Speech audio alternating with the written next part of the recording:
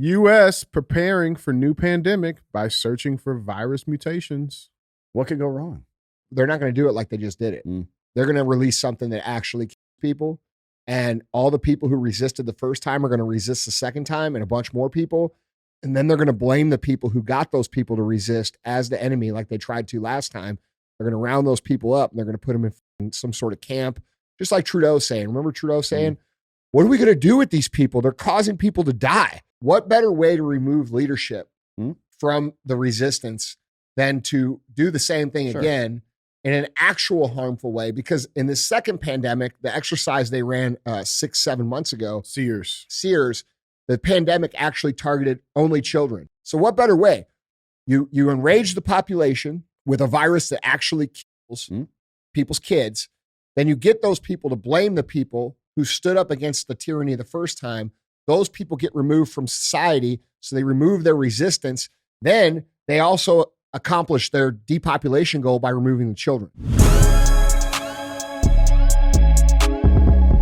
What is up, guys? It's Andy Frisella, and this is the show for the realists. Say goodbye to the lies, the fakeness, and delusions of modern society. And welcome to motherfucking reality, guys. Today we have Andy and DJ. Cruise the motherfucking internet. Oh, and by the way, we have some special guests. Yeah, we do. When I say special, you fucking mean special. I had to ride here on the bus. Returning to the show, we've got my good friend, very special, Mr. JT from Black Rifle Coffee. You guys might recognize this man. He's been on the show before. To my right over here, we've got Mr. Dan Hollaway. What's up, bro? Living the dream. Yeah. And then we've got Caleb Francis, which was a great surprise to see you here this morning. I didn't expect any of this. Yeah. This is great. Yeah. So we just found him walking around outside. it's okay. We find people. That's pretty much how we get our guests. Yeah. Like that's Missouri for you. He was asking people if he could lift their cars. Yeah. Please. For a tip. So actually, I helped some old lady. We flew in this morning. I helped some old lady get her bag down, and she tried to tip me $20. I'm not even kidding. No shit. She just held out $20. I'm like, I'm good. You're doing that crazy. Like that's where we are in the world. Well, like if you Dan immediately responded nice with something great. He goes, "You don't have to pay for us being nice around here." So there shouldn't be a charge for that. There shouldn't. No. That's where we are, though. Well, in Chicago, she would have robbed you for $20. So. Yeah, the old ladies. There's that. It's most of the crime is old ladies there now. God, did you guys see that clip this week of the girl acting like she was drunk and like falling over, and the guy came over to help him, and they both stabbed him and took all his shit? What? No way. Yeah. Oh yeah. That's why anytime I see somebody in trouble, I hurt them worse, just to be safe. Yeah. You know what I mean? Smart. Because I didn't see that. I can. Oh, bro, the video's so crazy. Up. Oh yeah, it was. It's crazy. crazy Because the guy just looks like he looks like a dad, like he probably mowed the lawn earlier today, and he like came over like, oh, hey. Oh whoa. wait, was this in Chicago?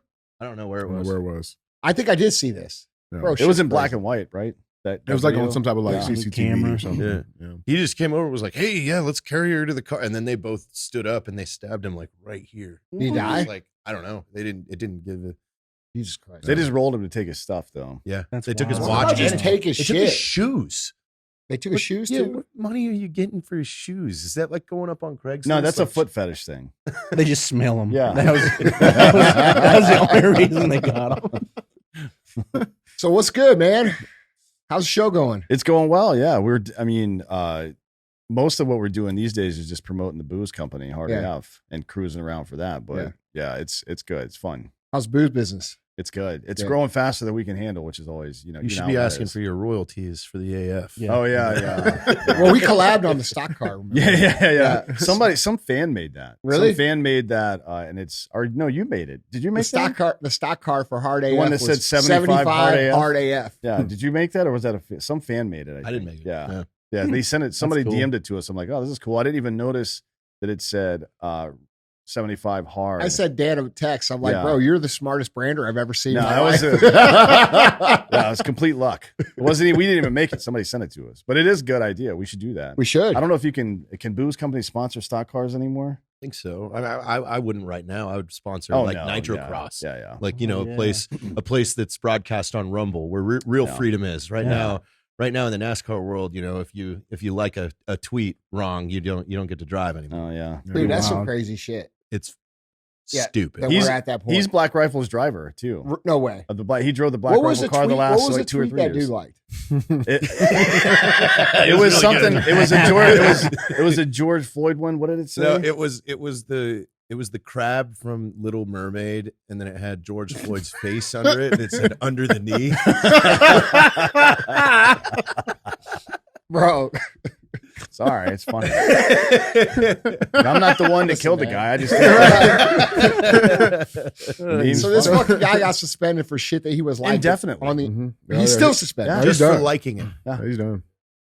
No fucking way. Oh yeah. Yeah, man, that's the state of the union right now. Mm-hmm.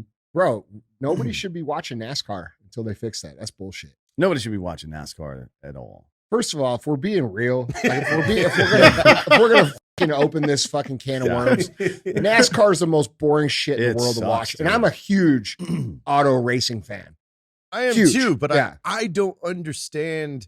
I don't understand it. I've been to the Daytona 500, and I don't understand the strategy, because you could be leading for so long and then you're not leading anymore because you like the pittings things. Like, yeah, they need to do it in stages or something. Like, it doesn't make any sense Yeah. to have a 500-mile race where it's just like if you get unlucky at the end, you're fuckt. Yeah. You know what I mean? It doesn't make any sense. And nobody watches that shit anymore. I like the either. crowd of NASCAR. The crowd's good, yeah. So we were at the Daytona 500, and this is will tell you about the state of NASCAR as a whole. The entire thing was about Travis Pastrana, and this is his second NASCAR race ever. It's his first time in a cup car. It was just he had lot a of bucket Xfinity How'd he list do? He got He 11th. finished 11th. Really? Yeah. Well, I'm not surprised. The No, guy's he's a he fucking could do anything. maniac, yeah. But the entire all the festivities, all the promotional stuff was him, and then Jimmy Johnson and Jeff Gordon, neither of whom even fucking race anymore. Dude, that's the state of NASCAR and right now. when So they're struggling for stars. Yeah, everybody went to pit, Travis stayed out so he could say he led a lap of the Daytona 500 in his life. That's pretty cool. It was just his car for a whole lap though. Like, Dude, didn't he do monster trucks? he's driven a monster truck. He Did tried you to guys ever backflip sponsor one. a monster truck? Not yet. We want to do a monster truck. We do too. Let's do one together. I think that's That'd a be great idea. That'd be fun. But also, Yeah. we need to introduce you to Nitrocross, because Dana White's involved in Nitrocross Really? now and Rumble. And that's Travis's invention. And Okay. it's, imagine taking the remote control car that you had when you were a kid, Yeah. and now you can put a human in it, and they're jumping at 200 feet at a time over each other. Like it so is. what, do you run this thing with a remote control outside? No. No, They're you're driving in it, it. but it's Okay. electric. But it's like 14. Now, I thought we were talking about some truly innovative shit here for a second. It's 1,400 horsepower. That's pretty innovative. What will make it even cooler is if we put a person in it and then we got to run it with control. Who are you going to get with that much trust? Hey, that's the sport, right? It's Me and truly Caleb team are sport. down. I was thinking, dude, look, here's my thing for monster trucks. So Bigfoot is right down the street. I've researched this. They're from St. Louis. They're right down here in Pacific, literally 10 minutes away from us. Bigfoot hasn't driven inside Monster Jam since 1998. I guess they got in a big feud. And so this is what we should do. We should somehow convince Bigfoot to partner with First Form and Black Rifle Coffee to come back out of retirement and just dominate Monster Jam. And we have the Sasquatch costume. Yeah. That is Yes. our That'd mascot. be perfect. Yes. So this is a really good marriage here. Yeah. So like you guys at Monster Jam and Bigfoot, you need to bury your little fucking feud and let's make some That's history. 98. The people that are probably part of this feud aren't even there anymore. No, I mean, we no, can just no. get the car. Apparently it runs pretty deep. We can Because I already dug into it a little bit. We can get the truck and just show up. What are they going to do? Stop us? Yeah. You know, I got to drive Bigfoot. I drove Bigfoot. No, drive through the front. That's of that pretty fucking legendary. building. Yeah, that's pretty legendary. Yeah. I got the video. Yeah. Yeah. I mean, I definitely pussied around with it, but like it wasn't my truck. Yeah, it's You know, if true. it was Sure, my yeah. truck, I would have done some other shit. We're also public street. Yeah. Well, that's You know, you own that. you own it. It's You're public. Sort of. You're the you are public. You do pay for it, so We are the public. yeah. This is true. All right. You guys know how the show works? Oh yeah. All right. So what we do is we put up topics on the screen. We discuss the topics. We say what we think is true, what we think is bullshit. And then we talk about how we can solve some of these problems that some of these morons create for us in the world. So that's what CTI is about. We also have other forms of entertainment within the show. Sometimes when you tune in, we have Q&AF. That usually airs on Monday. That's where you can ask questions and we answer them on the show. You can ask your questions a couple different ways. First way is, Guys, you can email those questions in to askandy@andyfrisella.com. other times, if you want to submit a question, you can go on YouTube underneath the Q&AF episodes and drop your question right in the comments after you click subscribe. Sometimes you're going to have real talk. Real talk is 5 to 20 minutes of me just delivering some real talk, some things I think that everybody needs to hear. And then other times you tune in, we have 75 hard verses. And 75 hard verses is where people who have completed the 75 hard program come on the show and talk about how it changed their lives. All right. 75 hard, if you don't know, is available for free. I don't make money on the program. It's episode 208 on the audio feeds. Go to episode 208. You will get the entire Live Hard program, of which 75 hard is the initial phase of, for free. So go do it and stop being a piece of shit. How about that? That's some good marketing right That's there. good, right there. Fucking pay me 75 hard. All right. So what we got, dude? Yeah, dude, I got some good ones, man. Do you? Don't forget, guys, pay the fee. Yeah, don't be a hoe. Yeah, share the show. All right. Yeah, I got some good ones, man. We were talking about some interesting stuff right before we got into it. But I wanted to We bring were this talking up. about some interesting stuff. What was that stuff we were talking about? Well, we were talking about some of the crime shit, the Yeah. dude getting stabbed, right? Yeah. Maybe some new collaborations here. So I mean that that's great. But I wanted to bring this up because it's just an interesting little story. It's kind of trending out there right now.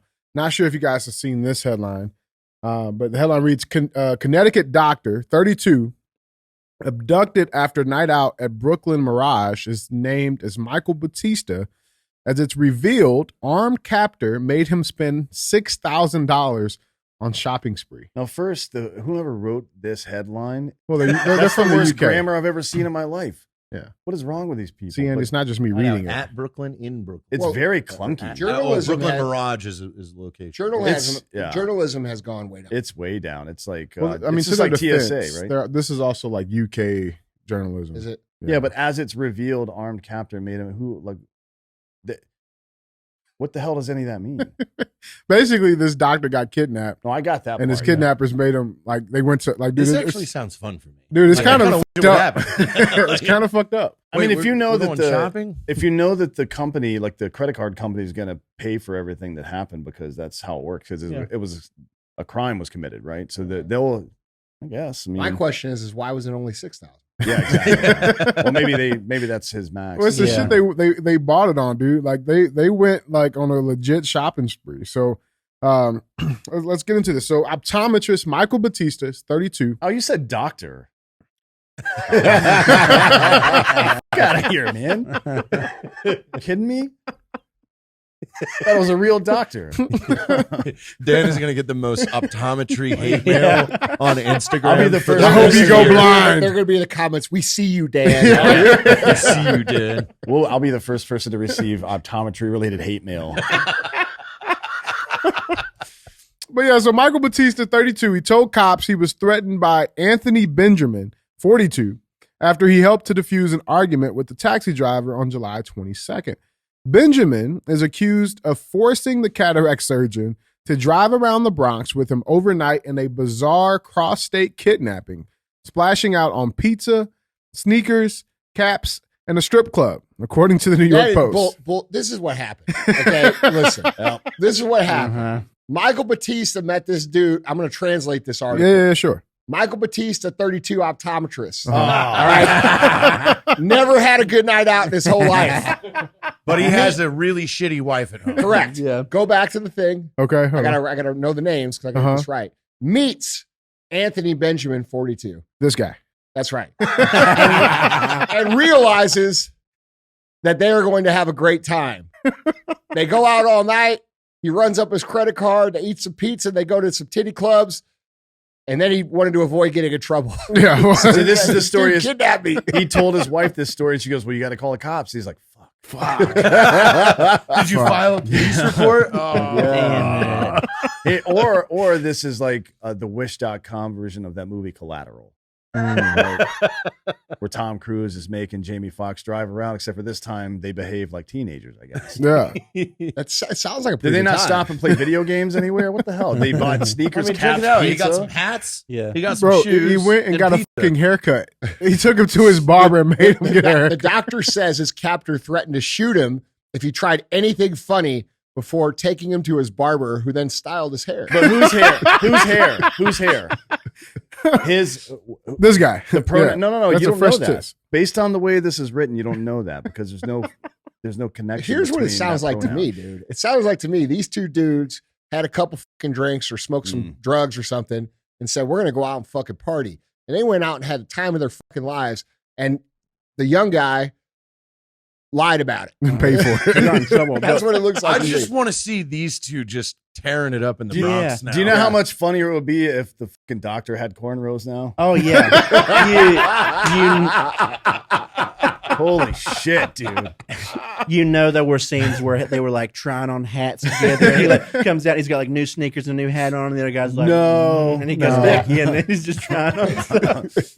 80s dress up Oakland montage, A's yeah. and the low tops. Yeah. Look, man, this motherfucker went out and had the time of his life. Got Yeah. caught. Dude, they partied. He definitely got HPV. Yeah, but I don't know. It is. You can't listen. You don't know what to trust these days, man. I just thought this was interesting, man. I thought it was kind of funny. If you don't have a good time, I'm going to shoot you in the fucking face. Yeah. Well, apparently they both were arrested. So there was actually a third guy that came into the picture. This guy.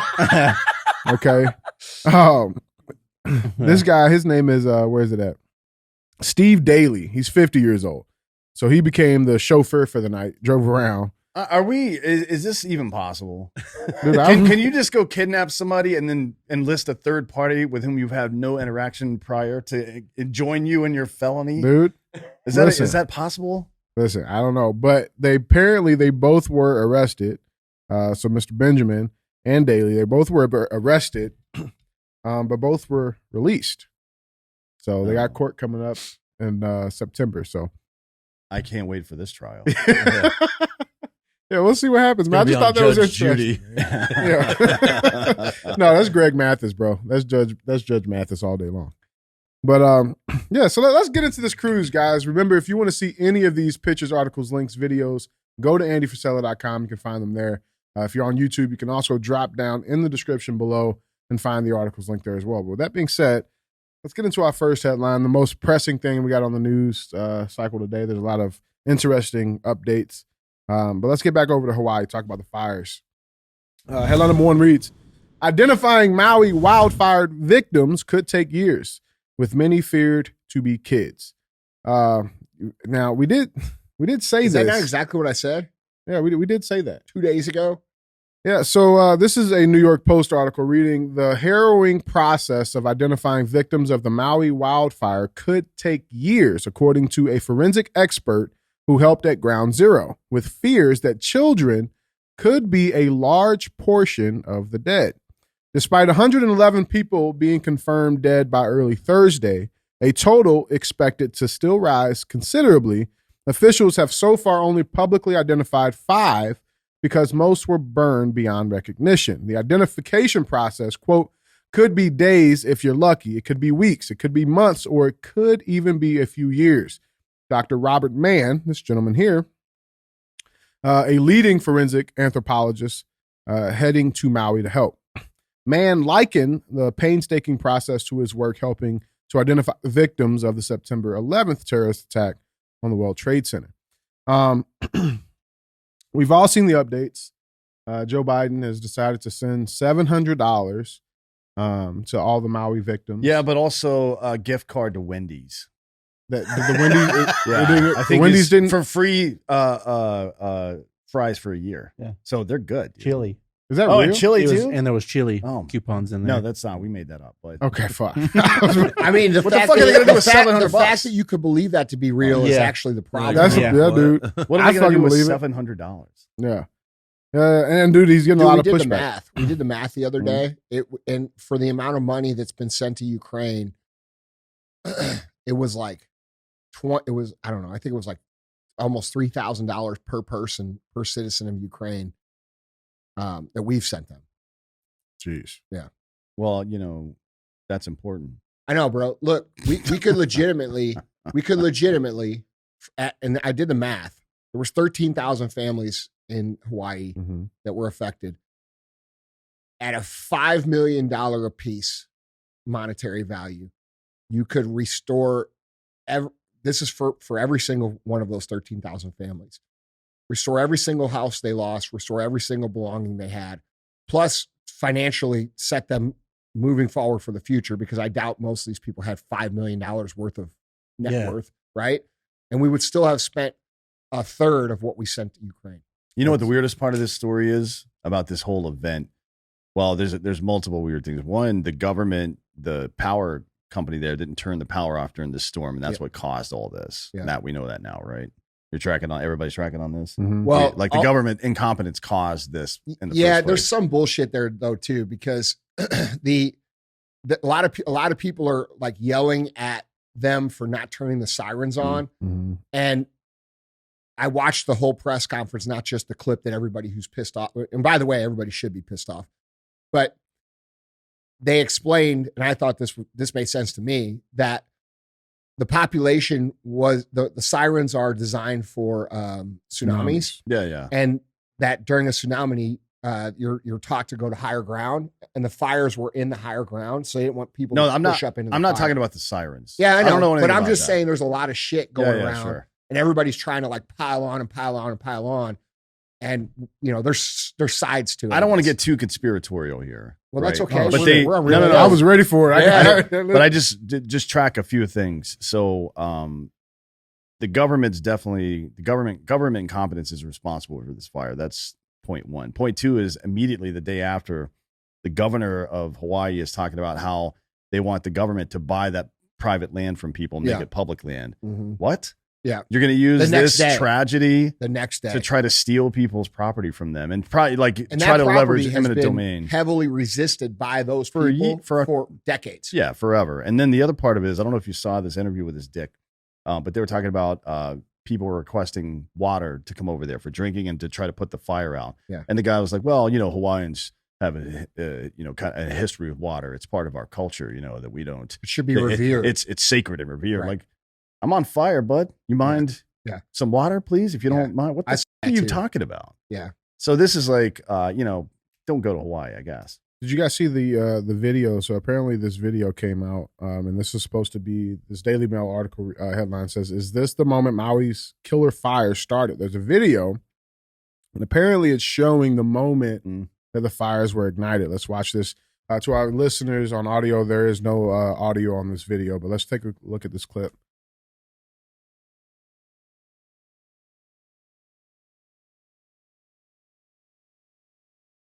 You can definitely see the wind pick. Oh, there it is. Oh yeah. And then all the cameras start glitching out.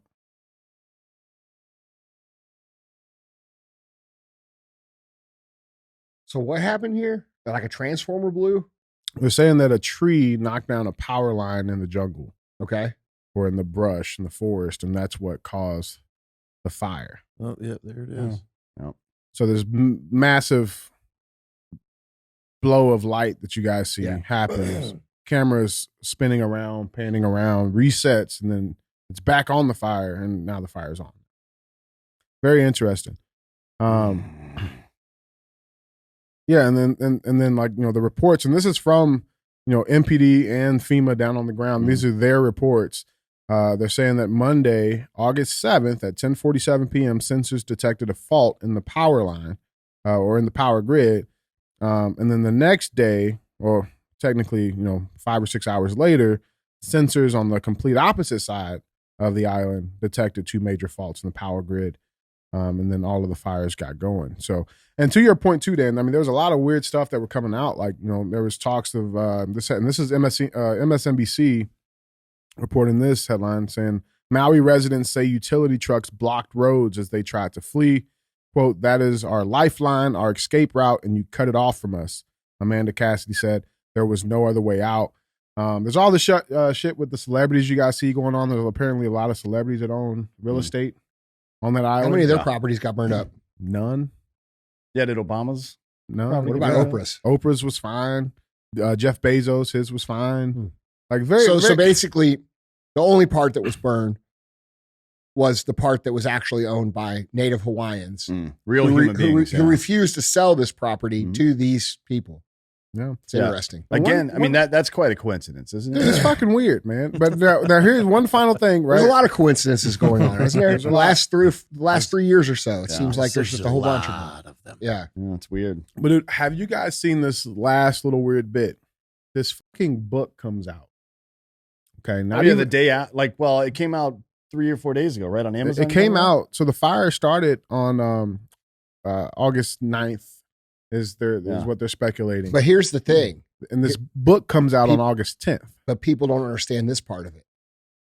It takes 3 to 5 days for your book to get posted once you try to post it onto Amazon.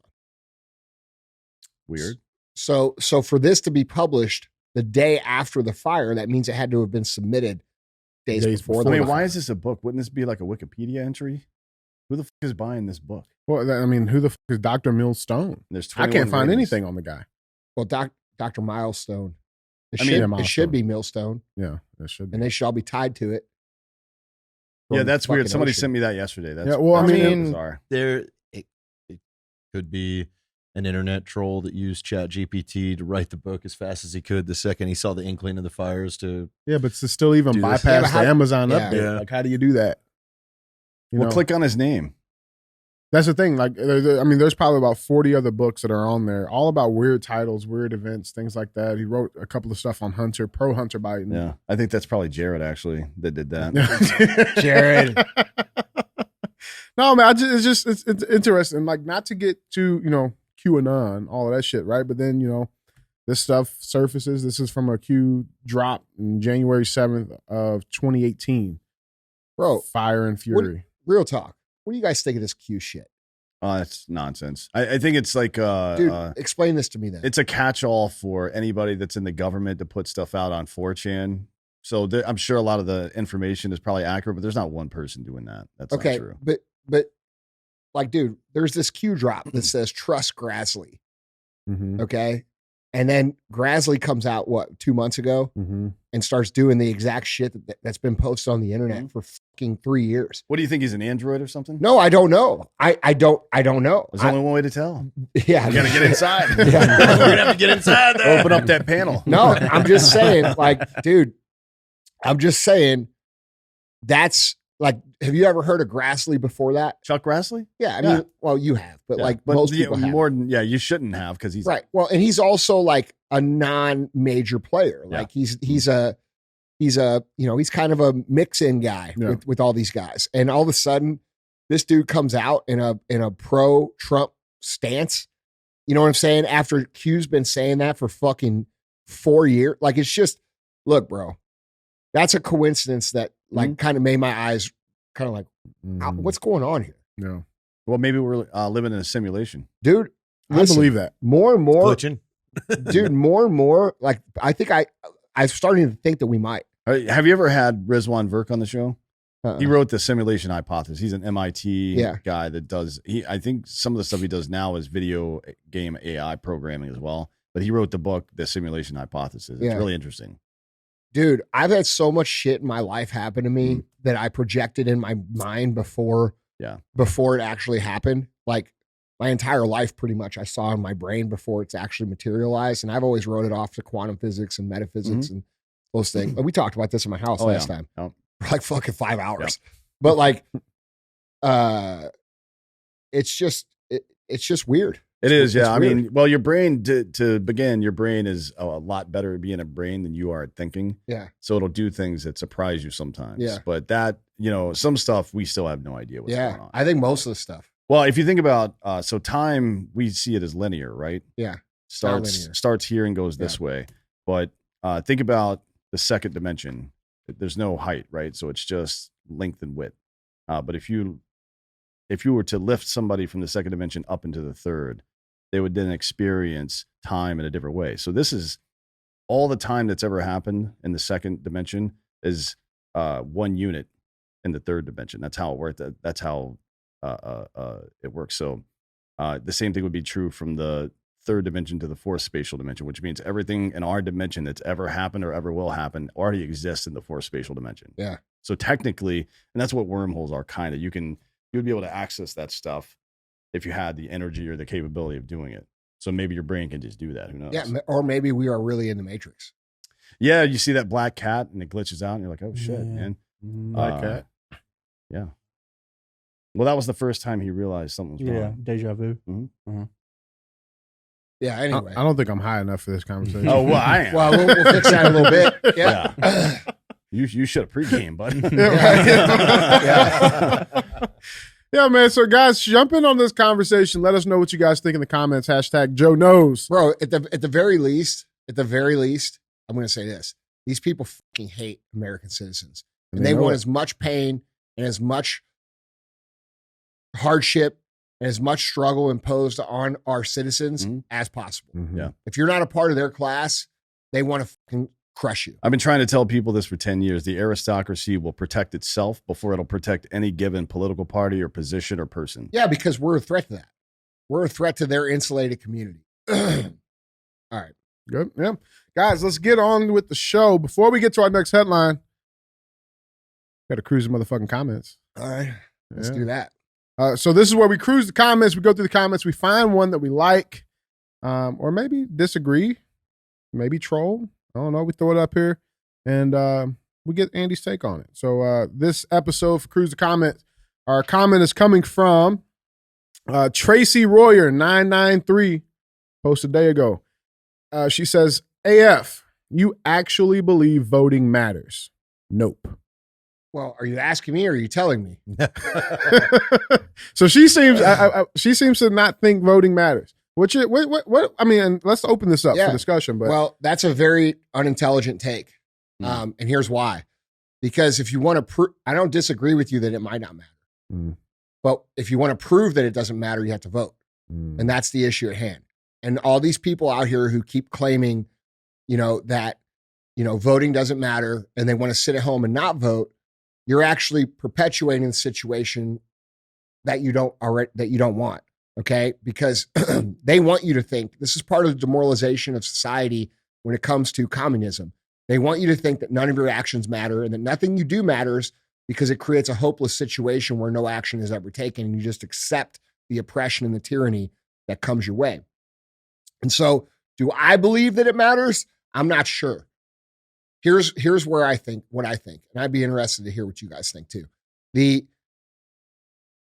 I believe they seem, meaning the progressive left, the Biden administration, they seem fearful of the elections. Look at what they're trying to do to Trump. Yeah. Look at what they're trying to do to keep him and disrupt his campaign. That tells me that they are afraid of the election at some level. Do I think they have the ability to fudge the election by maybe 10 or 15%? Yeah, absolutely. I think that's what happened last time. I do not think they have the ability to completely steal the election, meaning your vote doesn't matter. And so if we vote and there's enough people that decide to vote that you overcome that 10% or 15% that they may have the ability to cheat on, that's a good thing, right? Yeah. Because then we end up winning. But even if they do have the ability to steal the entire election, how do we prove it if we don't vote? And that's where I'm coming from. So I understand you guys might feel demoralized, and I understand you might be frustrated, and I understand you feel like your vote doesn't matter, but you also have to understand that that's the plan. That's what happens in communism. That's what they do to elections. They make people think that they don't matter. And if you don't vote and they end up winning and they stole it, there will be no proof to show that. right, So that's where my take we need is. the numbers to show the wins. Yeah. Absolutely. What do you guys think? Plato said that if you refuse to take part in your own governance, then you're doomed to be ruled by fools. Yeah. So this idea that you can just black pill and tune out of the process, that's fucking stupid. I think it's super irresponsible message to put out because I see a lot of patriotic people, especially in the libertarian community, saying this kind of shit the same way they say, we need fucking no police and no taxes and No all this stop shit. signs. Listen, bro, there's a hypothetical and then there's reality. Okay. Well, yeah. I mean, maybe just take a look at the way this system of government was set up in the first place. It's something called federalism, right? The 9th and 10th Amendments of the Constitution return any power not explicitly given to the federal government back to the states. So they've been amassing power all this time, and we've let it happen. And it isn't because we've not been voting either. It's because we've fallen asleep at the wheel. Yeah. And the solution to it is to both decentralize power and then gain power at the local level. Mhm. And there have been a couple of examples of this concept called nullification that have happened over the last 20 or 25 years with weed and with gay marriage, right? Massachusetts and California specifically told the federal government to go fuck itself. We're going to do whatever we want because we think this is the right thing to do. And what did the federal government do? Nothing. They didn't do a goddamn thing, right? Because they can't. And it's because the reason we set the government up this way is because that is true. Federal power, any kind of external institutional power only exists if you believe it does. It's like Tinkerbell. Mhm. And once you stop believing in their power, they stop having it. Yeah. That's just, so this is dumb, right? I think it is. But it's, you know. But I think there is a bracket to this though of like, let's look at Arizona. Fucking Katie Hobbs has just disappeared. She hasn't shown her face since supposedly winning this election. Yeah, she came out Carrie today. Lake has been slaying her in court. They have proof after proof after proof after proof that not only did they f this up so bad, but they actually were doing very, very illegal things. And what has happened? Nothing. Like, so yeah, I see how some people are feeling this way. Oh no, I because get it's that. like we are not. Why isn't that the Secretary of State's number one priority right now is unfucking the election integrity? Yeah. Like instead, they're trying to go, oh no, it doesn't exist. Yeah. Hush. Yeah. Like, What do you guys think on my take of that? Like, am I seeing this the right way? Yeah, I think so. Yes. I mean, you'd certainly have to participate. Yeah. I think I'm right there with you on that. I think that the voting does matter, but I've always kind of felt like, and it might just be like too much conspiracy stuff, but I've always felt like it's going to happen the way they want it to happen for whatever they're trying to push, whatever they've got going on. Because, you know, I kind of delve into the conspiracy side of that stuff. Like I think they always have some particular thing that they're trying to do each year that, all right, this is who's winning because this is what we want to do with them. Yeah. That's just how I've always felt. Yeah, but I can get what they like how people feel this way. At Yeah. the macro and micro Yeah. level sometimes. So think about 2001 Afghanistan, right? We have Osama bin Laden cornered in Tora Bora. He has no way out. We have sorties running constantly. We have operators on the ground with SOFLAM lasers ready to light his ass up. But he manages to escape, right? Why? Because if he dies right then and there, there's not a 20-year fucking war. That's right. You know what I mean? Yeah. So it's like you can find practical examples of the shit that happened. Just a little nudge from time to time. Just a little bit of perceived incompetence. Yeah. And now all of a sudden there's $10 to $15 trillion extracted out of the American population. Right. I think they showed their hand on this last election. Do exactly what Caleb's saying. Yeah. They The whole reason I agree why, with that. I think the whole they reason fucked why up. Biden is president was because they had some plan. Yeah. Because there's no way that those people just all of a sudden fall in line and go, oh yeah, Biden won the DNC. Dude, let's hold on. like- Hold on. First of all, I agree with that. Yeah. But that cannot be argued. Like people have already forgotten the fuckery that happened during that time. Like, bro, you all have the stupid shit he said, like if you don't vote for me, you're not black, for Dude, example. dude. Listen, Why was that this so funny, guy. Caleb? That's a little too hard on that one, Caleb. He just got outed. It's just so stupid. this dude campaigned legitimately from a stage in like high school gymnasiums. Okay, 12 we could sit here and say, all right, he campaigned from his basement. No, he did a campaign. He went to high school gyms where there was like literally like 15 or 20 people in circles, 8 feet apart, Hand right? selected. Dude, hand selected or car Sitting in the events Jeeps. Yeah. where like they had the people come in their cars, sit in their cars because of COVID. Like it's a drive-in movie. And then even afterwards, they built that fake White House set. Dude, do you remember that? Yes. Yeah, the He was doing all of office his. what did they? It's the back office end of the president-elect. It's the back door. It's Yes. the back door of the Oval Office. That's what that is. And they built a fake one inside of a studio. And then when they shot it, they shot the peripherals. You Bro. can tell that it's fake. Yeah. What Bro. the fuck are you doing? Listen, remember this. Like Trump, do you not remember the last 30 days leading up to the election, what Trump did? He fucking campaigned every day. single day Oh, yeah. in front of 100,000 people everywhere he went, no matter where he went. Yeah. Multiple states. And dude, sometimes. my opinion of that move was he understood what was going on then, and he did that to show people the optics. Yeah. And when you think of like what you just said about the office of the president-elect, That's not an official office. it's not a thing. That's They made it up. That's something that these people made up to appear to be credible, to sell the American public on the idea that he was actually elected. Yeah, it was marketing. Yeah. You know, and dude, people have forgotten about this. Like they're like, oh, I don't know, bro. What they did. I don't care what anybody says. You guys could say election denier. You're fucking right. No. You look at that. You look at the final DNC debate stage. All the people that were up there, where he spoke like absolute shit. By the way, Yeah. And then you tell me that after that night that there wasn't some backdoor meeting where Obama pulled everybody in under the DNC umbrella and went, all right, here's the plan, ladies and gentlemen. We're going to elect the Rito. Yeah. And we're going to run the country. Yeah. Everybody good with that? They're like, Yeah. okay, I get this position. I get this position. I get this position. Yeah. Sounds good to me. All right. Yeah. Go. Yeah. That is what happened. And that's who's calling the plays right now. That's who's Sure calling the is. plays. 100%, It is No. Obama. Yeah. Yeah, when Yeah, he's it's not somebody writing else. love letters to his fucking. His make-believe gay lover. Is that the Big weirdest Mike? way that any Big dude's Mike? ever tried to get laid, by telling the girl you're trying to bang that you're gay? Why is that even effective? Bro, I I think- read that and I was like, this dude's trying to appear to be so smart Oh, yeah. and so suave A and fucking so loser. open and so like, bro. Oh yeah, so, I guess I would suck a dick if I had to. Fuck, what?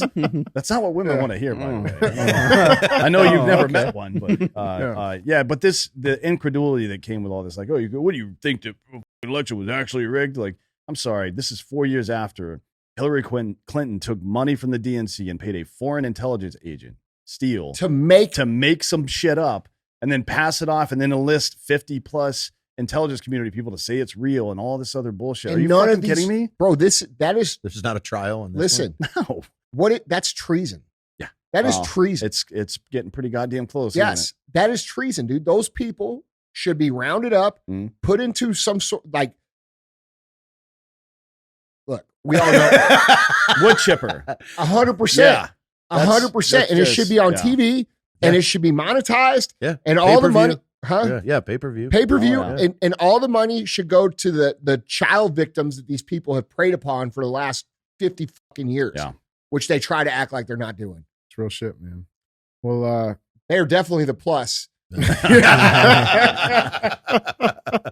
That was one of the things we were talking about. Yeah. The Hey, plus. What is it's the real plus? shit. What is the plus? What is the plus? What is an LGBTQ2IA plus plus plus plus plus plus plus? The plus means pedophile. Hmm. That's what the fuck it means. yeah, that's real P for shit, man. P? Yeah, that's right. Plus for plus.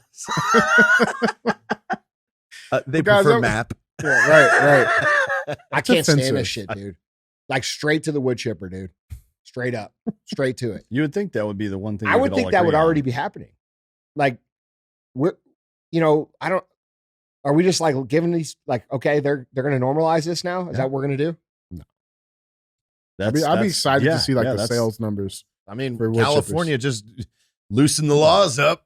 Yeah. What do you mean? Oh yeah, I saw that. They loosened the laws up a lot. Yeah. Like, Yeah. Yeah, a lot of it is this guy, Scott Wiener from San Francisco. Yeah. He's a congressman, or he's not a congressman, he's a state Senator. rep up Oh. there, a state senator, one of the two. Yeah, he's a piece of shit. What's he doing? He wrote that bill. He wrote He the also bill. wrote the bill that made it that made Didn't it it push the age of consent down to 14 or something? push the age of consent down. He also wrote a separate bill that made it not illegal to transmit HIV to somebody on purpose anymore. So you can just do that now, I guess. Why is this guy in office? Well, because San Francisco is a lawless shithole. That's why. Yep.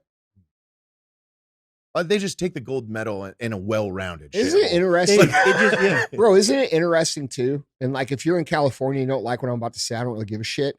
Isn't it interesting the attitude that people have that are from California? Like they're so blessed to live in California, and we're all stupid because we don't.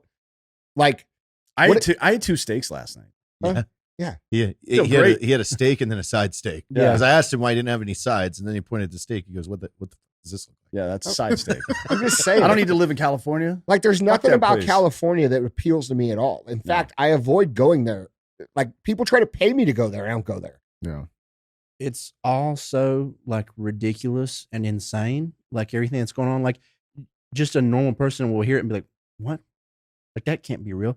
And it just constantly makes me think, okay, what is this covering up? Like, what is this goofy shit that's always happening? Like, what are we being distracted from It's right magician's now? pattern. That's like it's always what I'm like. Okay, well, something else is going look on. here, not Yeah, there. okay. Look how crazy this is over here. It's so silly and wild. We're doing something else way over here. I think that's definitely part of it. I also think just tearing down the collective epistemology of our country is a problem, right? Like the set of facts that we all agree on. Is there one anymore? Right? Yeah. Because it used to be like Tip O'Neill and Ronald Reagan could sit down and look at stuff. They were on opposite sides of the political spectrum. And they were like, yeah, well, we agree that kids shouldn't get fucked, probably, right? I think that's pretty simple. We can all agree on that. We can agree that men are men and women are women. We can agree that we both want to, make a lot of money. Yeah, well, that too. Yeah, sure. Yeah. But there was a list of facts. That's the only shit they still agree on. It is. That's it. Yeah, that's all that really mattered ever. They were just pretending with the rest of it. But yeah, it's like the set of facts that we all agree on aren't there anymore. And it makes it easier for this 1984 shit to happen, right? And the last paragraph of the book, it says, in the end, the party would say that 2 + 2 = 5, and you would have to believe because the logic of their position demanded it, right? And the logic of their position is that there is no objective truth. It's all relative, right? And when truth is relative, that means the people in power, somebody with the biggest gun or the most resources, they get to say what the truth is. And you can understand how damaging that could be to a society, right? It's no longer meritocratic at all. Well, I think we're there. Oh yeah, we're way beyond it, buddy. I think people are like, oh, dude, this is going to become like 1984. I'm like, what do you mean become? Yeah, we're already there. Yeah, do you think this thing's not listening to us talk right now? No, of course it is. Are they not giving us Soma? Do you not get prescribed drugs? Leah Thomas is a guy. That's a dude, yeah. That's a dude. That's a dude in the pool. That is a dude. That's a dick in the pool. Yeah. Guys, let's keep this show on the road, man. Let's get it. We got another headline to get to. Let's dive into headline number 2. Headline number 2 reads, U.S. preparing for new pandemic by searching for virus mutations. What could go wrong? Is this like the second headline in a row that I've predicted? Listen. Well, I've only been saying this one for like 2 years, though. Nobody's going to fall for this shit, though. Well, they will. Some people No, they will, because here's how they're going to do it. They're not going to do it. They're not going to do it like they just did it. They're going to release something that actually kills people. And all the people who resisted the first time are going to resist the second time, and a bunch more people. And then they're going to blame the people who got those people to resist as the enemy, like they tried to last time.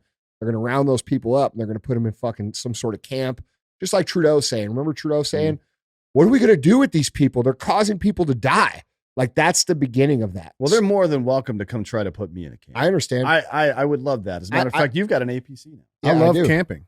Yeah. I Listen, love camping. I understand that's reality for us. Yeah. But I don't think they understand that. Well, I think it should. We should make it a reality for everybody. Well, Dan, think about this, bro. What better way to remove leadership from the resistance than to do the same thing again in an actual harmful way? Because in the second pandemic, the exercise they ran 6-7 months ago, Sears, the pandemic actually targeted only children, and it killed like 20 billion children. This is like Children of Men. Correct. So dude, remember that movie was where everybody's sterile or whatever the fuck, and all the kids are gone. Well, think about this. So they fucking release this, and it kills all these children. Those parents aren't going to give a fuck about, whether we were right the first time or whatever. They're going to be fucking enraged because their kids are dying. So what better way? You enrage the population with a virus that actually kills people's kids. Then you get those people to blame the people who stood up against the tyranny the first time. Those people get removed from society, so they remove their resistance. Then they also accomplish their depopulation goal by removing the children. It would be in line with all the other things. So think about the institutions that protect society: policing, military, masculinity, generally speaking. They've all been under attack for a couple of decades now. And there's only one reason to do something like that. Like if you're in a war with somebody, you attack their supply lines and you attack their fortification. That's just how it works, right? Yeah. So we call it battlefield preparation to do stuff like that. That means there's an invasion coming at some point. Well, there's an invasion going on right now. What he's explaining, though, is falling directly in line with the steps you take to have internal genocide happen within the community. Because the first one is division, right? You create then you make them lines. Yeah, you make them divide. Then you vilify. You vilify one. Listen, dude, these people plan, in my opinion, if I were to say how certain I am about this, I would say I'm 99% certain by my standard. And you guys listen to the show. You can judge for yourself how much I've missed the last 3 years, because it ain't been much. Their plan is to genocide the patriotic American male. And the way they're going to do it is they're going to release this fucking pandemic, and they're going to do what I just said. You know what they shouldn't have done first, though, was send tens of thousands of us to war. That's how. Right before. Yes. Well, and then kicked you out of the military. Well, that's another discussion. Okay. That's another discussion that should be had. Why is it that every generation of American men has to participate in a war? And why do they send our most masculine, most able to provide, strongest, most fertile, healthy men to wars? It's very simple. Because those people, if they existed in society at scale, are hard to control. Mm-hmm. And you can't exercise tyranny over that population. So what do? They manufacture these wars to send all these people over there to die. Yeah, it's happened every single generation that America has fucking existed. I think they made a mistake this time. And that is for the first time, we fought a guerrilla war with guerrilla tactics to some degree. Yeah. So now it is very, not easy, but it's kind of routine for people like Jared or myself to be able to teach other people how to do things as well. So it's a force multiplier is what we call it, right? Yeah. It's not the same as it was. It isn't like a World War II guy who just laid on the ground in Bastogne and got bombs blown up around him and then got in a couple of gunfights. Yeah. I think the average in World War II was they got into a shooting match every 45 days or something like that. And on mine, we were in theater for, I think, total 405 days, and 389 we were in contact. Yeah. In some way, Yeah. mortars or direct fire. So yeah, I think they may have fucked up on this one. And I think and then with COVID too, they tipped their hand. They should have done what you're talking about originally, and that would have worked. But now that they've tipped their hand a little bit, they're going to get a lot more resistance than they thought. But to your point, maybe that was the point. Yeah. Because if it's actually deadly, right. Yeah. Well, the point is to get people to rise up against it so you can, wipe them out. Maybe there's something to that. Yeah. I don't know. Let's dive into this, man. So this is actually a report that's coming out of Russia. Okay. It's saying the United States has begun preparing for a new pandemic by searching for virus mutations. Lieutenant General Igor Krylovov. Yeah, exactly. Close enough. He's the head of the radiation, chemical, and biological defense troops of the Russian armed forces, he said on Wednesday. Quote, the priority areas of this department include work on the creation of vaccines and drugs for stopping viruses and their genetically modified variants, as well as the introduction of advanced technologies in bioproduction. Thus, the United States, as it was in 2019, began preparing for a new pandemic by implementing search for virus mutations, Krylov told reporters. The article continues, this report from Russia, saying the U.S. can also use its so-called defensive biological technologies for offensive purposes, as well as for the purposes of global management by creating crisis situations of a biological nature, the official added. The U.S. Army Research Institute of Infectious Diseases is going to play a leading role in the Pentagon's biological warfare program. The institute was established at Fort Detrick on the basis of a bioweapons development facility and is an important part of the global biological control system.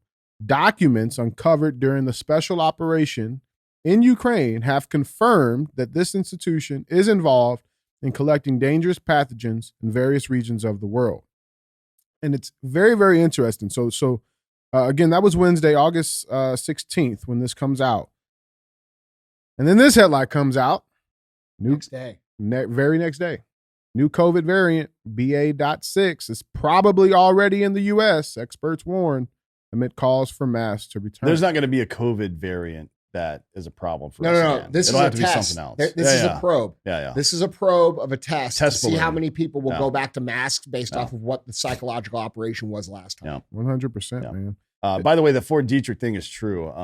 It's also where the Ames anthrax that made its way to the Capitol back in 2001 came from. Yeah. Right. So that's interesting. Yeah. I guess. People don't remember that story. The big anthrax scare of 2020. Yeah. Or I mean, of 2001. Yeah. We did a story about it. Actually, it'll be out today. Whenever we're recording this. So RFK was talking about it on Tucker Carlson's show the other day. Yeah. Now, he made some claims about Tom Daschle and Patrick Leahy and all this stuff about how they were specifically targeted to get the Patriot Act through. That's nonsense. What he said is absolutely and demonstrably untrue there, because Tom Daschle wrote the fucking original Patriot Act first, and then Patrick Leahy voted for it all 3 times, including the 3 worst parts of it. So that's nonsense. But the Ames anthrax coming from Fort Detrick, 100% true. Yeah. And then the guy who they tried to charge with it, the biologist that was working at that place who killed himself, maybe, right? Who knows if he killed himself? They were about to charge him. ProPublica and NPR and a couple of other organizations did an investigation into it and found that there's no fucking, like, everything the government said about it was untrue. So the agency, the CIA, and the U.S. military, or some combination of the two, 100% were responsible for sending that anthrax to Congress. And the idea that they may have done it to push through the Patriot Act, I can believe that. It's just the part about those 2 politicians. Well, it's like what you said a minute ago. It's that extra push. Yeah. Just a little nudge from time to time to get people afraid. That's this stuff here, though, the COVID's not the threat. Here's how I see this, is that this is a probe to see if test people, balloon, people will 100%. jump and panic and go put masks on again. Yep. Yeah. And they're not going to. So they're good. That Some means of these- I mean, I think that might to, be their answer. Okay, cool. They're not going to. you have we gotta to, do you have to this. escalate. Yeah. Do it. Yeah. That would be the. Dude, it's weird, man. Do you guys follow Clandestine on Twitter? Mm-mm. On X? So No. this dude, you can follow him, guys, at War Clandestine. Has a pretty decent following on Twitter. And he posts some really, really, really good stuff. But he posted this earlier today. He says, quote, "I feel like I'm in the Twilight Zone. Russia just publicly accused deep state actors and big pharma of manufacturing the COVID pandemic to take over the world. They even listed Obama, Clinton, Biden, and Soros of being the main ideologists behind the plot. This is the biggest story in human history, and yet it is somehow remaining largely unnoticed." And then this is the diagram that Russia released. And it's like basically a flow chart that's showing. You mean it's showing everything we talked about for the last 3 years? Pretty much. Okay. Yeah, this is basically a I'm synopsis of Real AF. Yeah. So if you want a review of the last 3 years of this show, just look at this chart that Russia made for us. If you feel some level of incredulity that the U.S. government would test bioweapons or use bioweapons on its own people, just go Google the Tuskegee experiment. Exactly. And see how they gave dudes fucking AIDS or whatever the fuck. Syphilis. And yeah, Dude, it's Dan, just like, I think people, like it happened in our parents' lifetime. What Bro, the fuck are you talking listen, about? dude, it's not just that.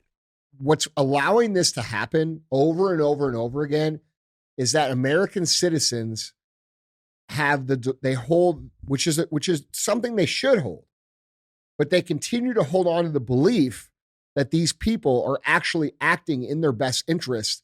It's like a psychologically like battered, manipulated woman, right? Like he hit me, but I deserved it. Yeah, right. He really loves me.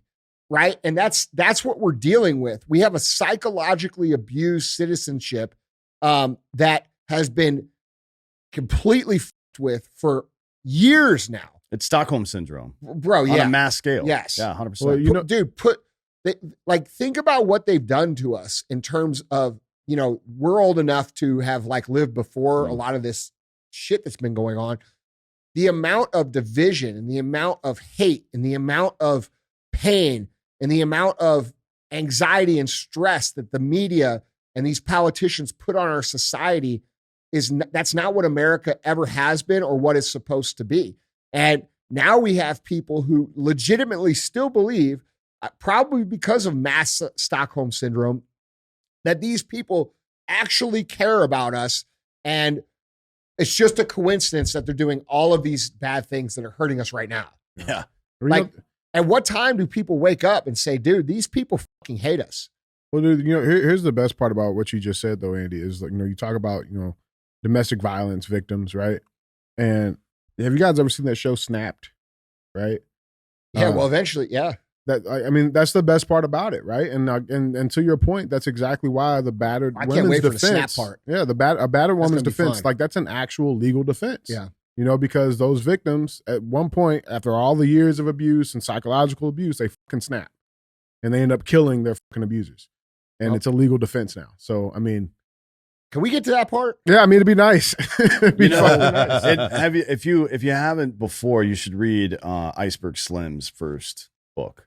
It's called Pimp, and then there's some subtitle, but it's about how he was a pimp, right? And it's about how he can convince women to be part of his stable. Dave Chappelle's told this story on stage before, but basically he would whip them with an extension cord and then leave them in the bathroom for a couple of hours bleeding, and then come back in with some water and pills and be like, "Hey, I'm going to take care of you, honey." Right? And that's the relationship we're in with our government at this point. Yeah. But people need to understand the United States is not the fucking government. It is the people. That's right. You know what I mean?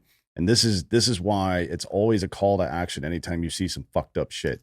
See something, say something. No, see something, fucking do something. Yeah. Get off your ass and do something. Be a citizen of this country. G.K. Chesterton used to say that men didn't love Rome because she was great. Rome was great because the men loved her, right? So if you love this country enough to say that shit and wear that flag and do all this stuff and enjoy the institutions that we have and stuff like that, you better goddamn get off your ass and do something. Yeah. And not just wait around for someone else to do. Yep. You have a good take on what it means to be a citizen that you talk about a lot. You and I have talked a lot about it. We talked about it on your show. We talked about it, when we're just hanging out. Talk about that for just a second, because I think people need to hear it. Yeah, people will say something like, somebody's got to do something. Well, you're somebody.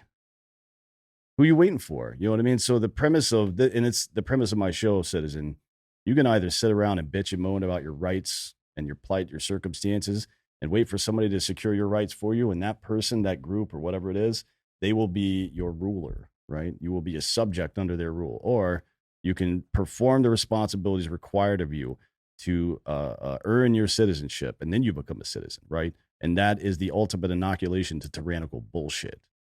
And it's the only thing that works. Earning your citizenship. That's right. Now, how does the average person earn their citizenship? Well, sometimes America? just saying no, collectively saying no. Remember the Disinformation Governance Board? Mhm. Remember that? Nina Jankowicz. Yep. Yeah. Remember that shit? Mary Poppins from hell. For about a Yeah. week and a half, the Biden administration tried to install an agency inside of DHS that would be the thought police, essentially. And everybody in America was like, nope. Yeah. And that's all it took. Yeah. Right. That's all it took. Was Yeah, just mass enough people. noncompliance. Yeah. Mass Yes. noncompliance is the most important thing you could do. Yeah. I think also personal excellence is in there as well. Sure. Yeah. Because It's what the we talk, ultimate- it's ultimate rebellion. That's right. It is, because if you're trying to create a society of compliant people, the best way to rebel against that is to be non-compliant through the way that you live. Sure, yep. If they want you to be unhealthy, you become healthy. If they want you stupid, you become smart. If they want you poor, you become rich. If they want you to consume their fake food, consume real food. If they want you to stream all day and watch all their shit, how about you read some books? Like, these are things that actually take their power away, because they've built this huge power matrix that basically keeps people dependent through convenience. And you're on the tit. Yeah.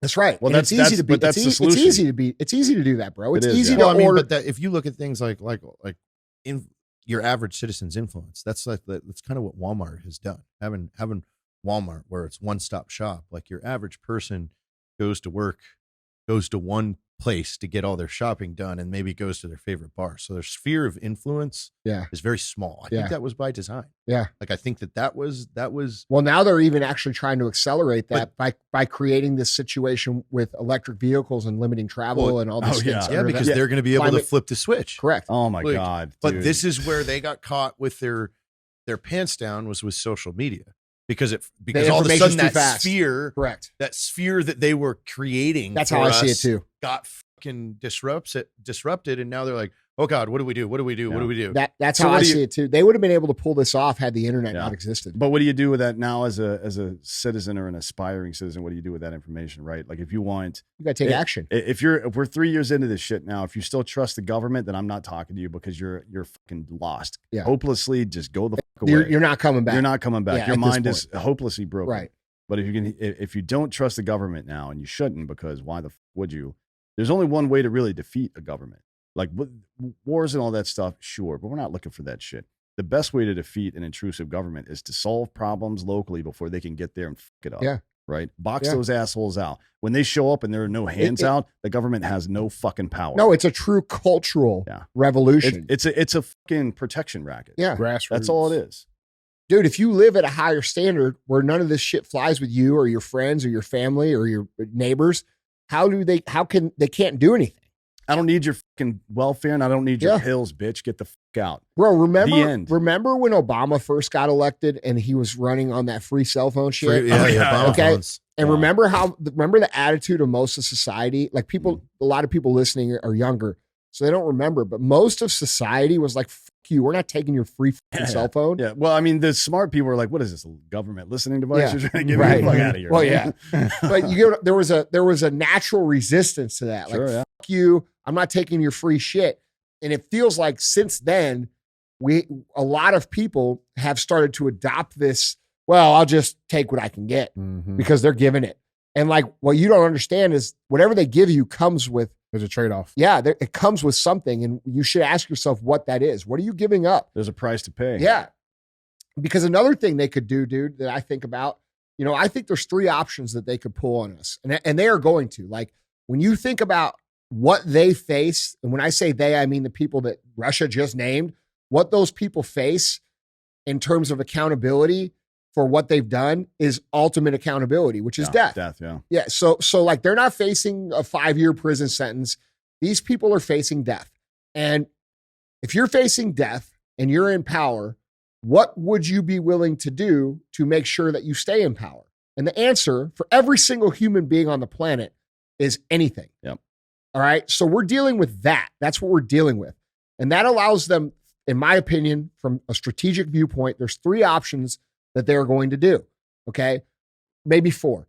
1, they're going to disrupt Trump's campaign, which shows me that they're afraid of the election. All right. They wouldn't do that if the election was completely rigged.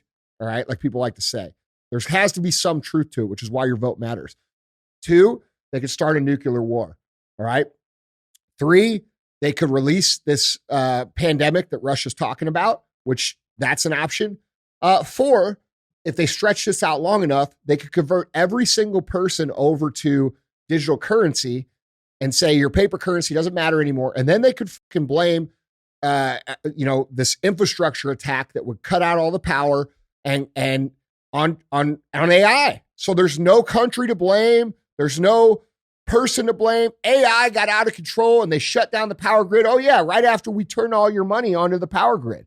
Now imagine what that would do to society. Imagine if all of your money went into this, 1 and 0 system, which most of our money is anyway right now. 93% of it. And they just turned the fucking power off and blamed it on a faceless, nameless enemy called AI. And then they come back in after amount of time and they say, oh, we got it fixed. But guess what? We're going to have a new system now. And the new system's going to work like this. And it's going to be everything that Klaus Schwab talks about and these psychopaths over in the World Economic Forum talk about. Either way, all of those scenarios lead to that. That's right. And in my opinion, it's going to be one of those 4 things or a combination of them. Yeah. Well, there's only one way to really, at the personal level, make yourself insulated from that kind of bullshit. And that is to be resource resilient, right? So money doesn't matter. It's what money buys that matters. Yeah. Food and shelter, water, whatever, right? That's the only thing that matters. So you need to find a way. Like, you're not going to be able to fight some of this stuff by yourself. At some point, there will be some kind of social or violent conflict, I imagine. I mean, it looks like it's heading that way. But you personally, you need to figure out if the power goes out today, how does your family eat for the next month? Do you have an answer to that question? Because if you don't, you're fucked. Yeah. You know what I mean? Yeah. And you should also understand there's people that say, well, all those other people got food. Yeah. Well, there's also a bunch of people on our side of the fence that are like, I'll just go to fucking Walmart. Like, you're the only one that had that idea, bud. No, For I'm real. saying, the people who propagated this and who allowed it to happen and who rooted for it, I'm going to their house. Oh, yeah. That's where I'm going. I mean, it's going to be like, I'm taking their shit. It's going to be, I got a list, don't we? It'll got be a list. It'll be If you ever silly. f- with me, you're on the list of shit. Like Shit Jay and goes Silent down, Bob Strike I'm Back. coming to take your shit. Yeah. But it's like Cillian Murphy in The Dark Knight Rises, where he's holding court, throwing people out into the ice. You know what I mean? And look, to be honest, I look at that the same way I would look at surgery to get a tumor removed. Like, it's not the best thing, but it's better than the alternative, right? Yeah. And it's not always a bad thing to cut some cancer out. Yeah. Well, Stay tuned. We'll see. Guys, let's get this show on. Hide your shit. Huh? I said, hide your shit. Yeah, you better hide your shit. People, you know, it's also delusional thinking. Like I was talking to Hani, my buddy Hani Rambod. We were talking about this stuff on the phone one day, and he's like, "Yeah, man." He's like, "My neighbor, he just moved from San Francisco to Dallas, and because of obvious reasons, right? And it's impossible to run a business there. Like impossible. Like these people don't want to work, and when they do want to work, they want to make so much money that the business cannot operate." He said when he was in California, he had a guy up the street who was like, "Hey man, like, check this out. I'm getting prepped." Right. And so his neighbor pulls him into his house, and he's got like, you know, big water supplies and prep food and all this shit. Well, first of all, Heine's like, "Why the fuck are you showing me this shit, dude? Like, why are you showing people?" And second of all, where are your guns? He's like, "Oh, I don't believe in guns." Oh, yeah.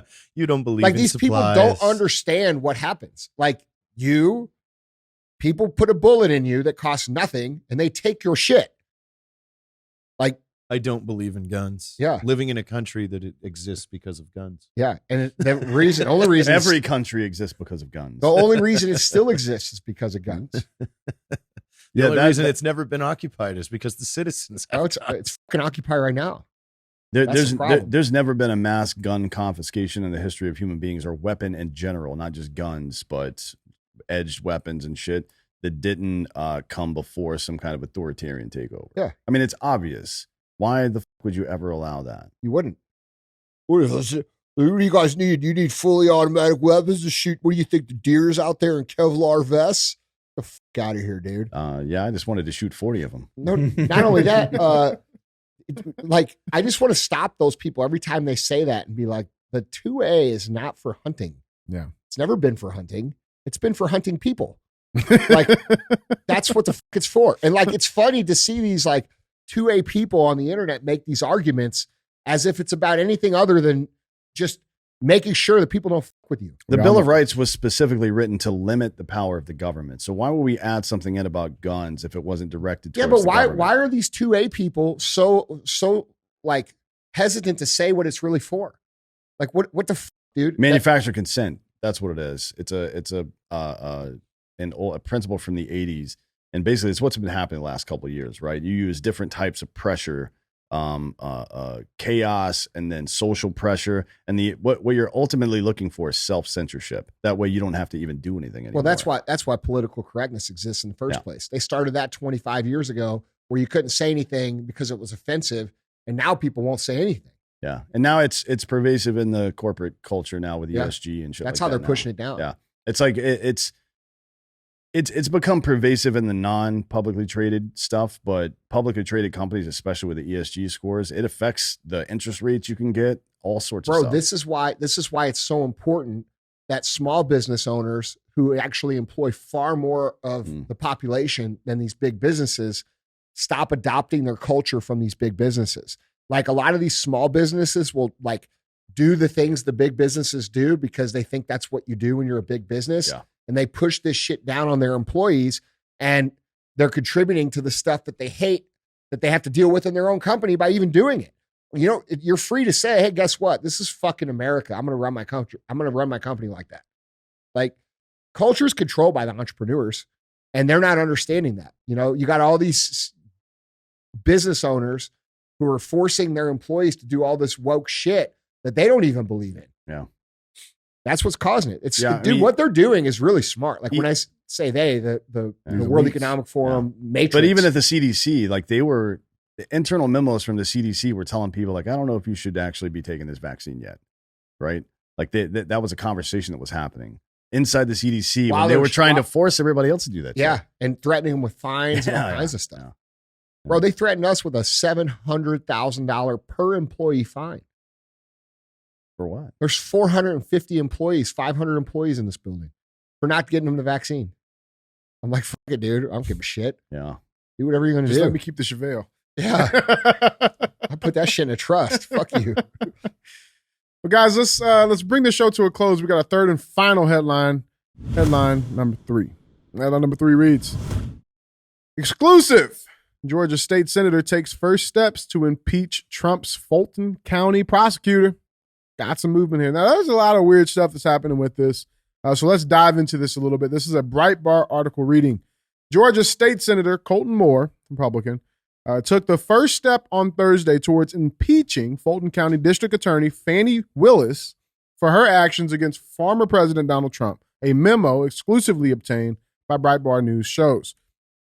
In a letter to Governor Brian Kemp, Moore announced an initiative to begin an emergency session to conduct a thorough investigation into the actions undertaken by Willis. On Tuesday, a Georgia grand jury indicted Trump on 13 counts. The lawmakers' investigation could lead to defunding Willis's investigation of Trump and or ultimately impeaching the district attorney.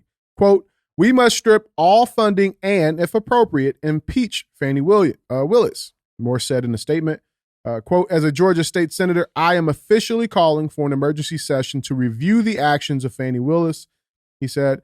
Quote, "America is under attack. I'm not going to sit back and watch as radical left prosecutors weaponize their elected offices to politically target their opponents." And as we all know, Trump's now facing 91 felony counts. But the most recent batch is different. This was a Politico article. And there's a lot of weird stuff that's going on. There was stuff about the indictments being leaked before they actually came out. And of course, the left's quick to hop on that and try to fix that. Like this AP News article reads, no, Georgia officials didn't err in releasing Trump indictment with grand jurors' names. So the claim that officials in Fulton County, Georgia forgot to redact the names of the grand jurors who indicted former President Donald Trump this week in relation to his actions following the 2020 election. AP's assessment was false.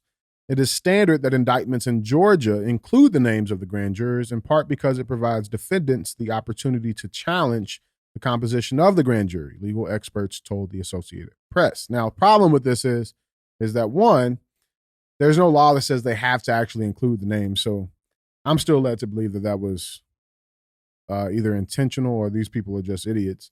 But here's what the AP left out.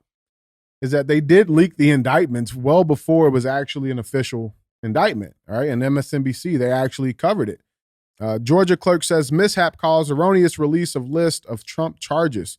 And they go into it. It says the clerk of the Fulton County, Georgia court system acknowledged Tuesday accidentally releasing what appeared to be a list of criminal charges against Donald Trump before he was actually indicted, and sought to deflect blame amid mounting criticism from Republicans who have seized on the blunder to characterize the case as rigged.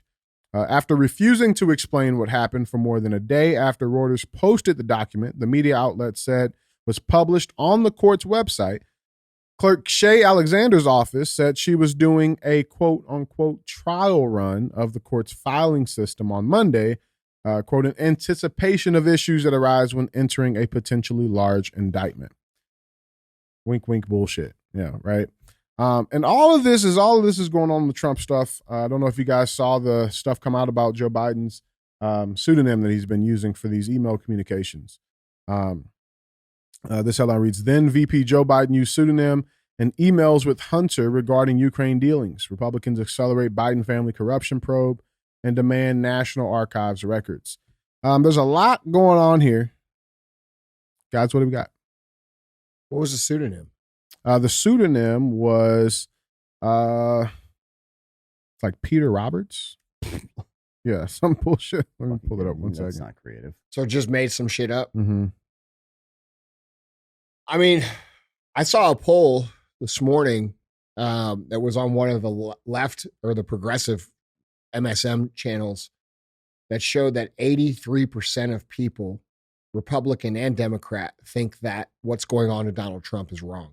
They don't think he did anything wrong. That's right. Well, I mean, that's something that we should bring up first. Number one, if I live in the state of Georgia, I would be furious that any money was spent on this. Like, who is giving a shit about Fulton County, Georgia, and what they think of Donald Trump 3 years after this thing happened? Yeah. If this was so important. Did you see the date did you see the date for the actual start of the trial? Start of the trial, the preliminary hearing is the day before the primaries. The primaries. So they're doing this all on purpose. Like, yeah. So it's like So that's the thing. If I live in Georgia and I pay Georgia taxes, this DA needs to be ousted and she needs to be footed the bill for every dime that she spent on these people are criminals, bro. Like these people are conspiring against our country in a real way. Like this is like, look at her up there smiling. She's smiling. She thinks she's getting an attaboy from all the the headwinds. She ain't going to be getting an attaboy when someone sticks her fucking head in a guillotine.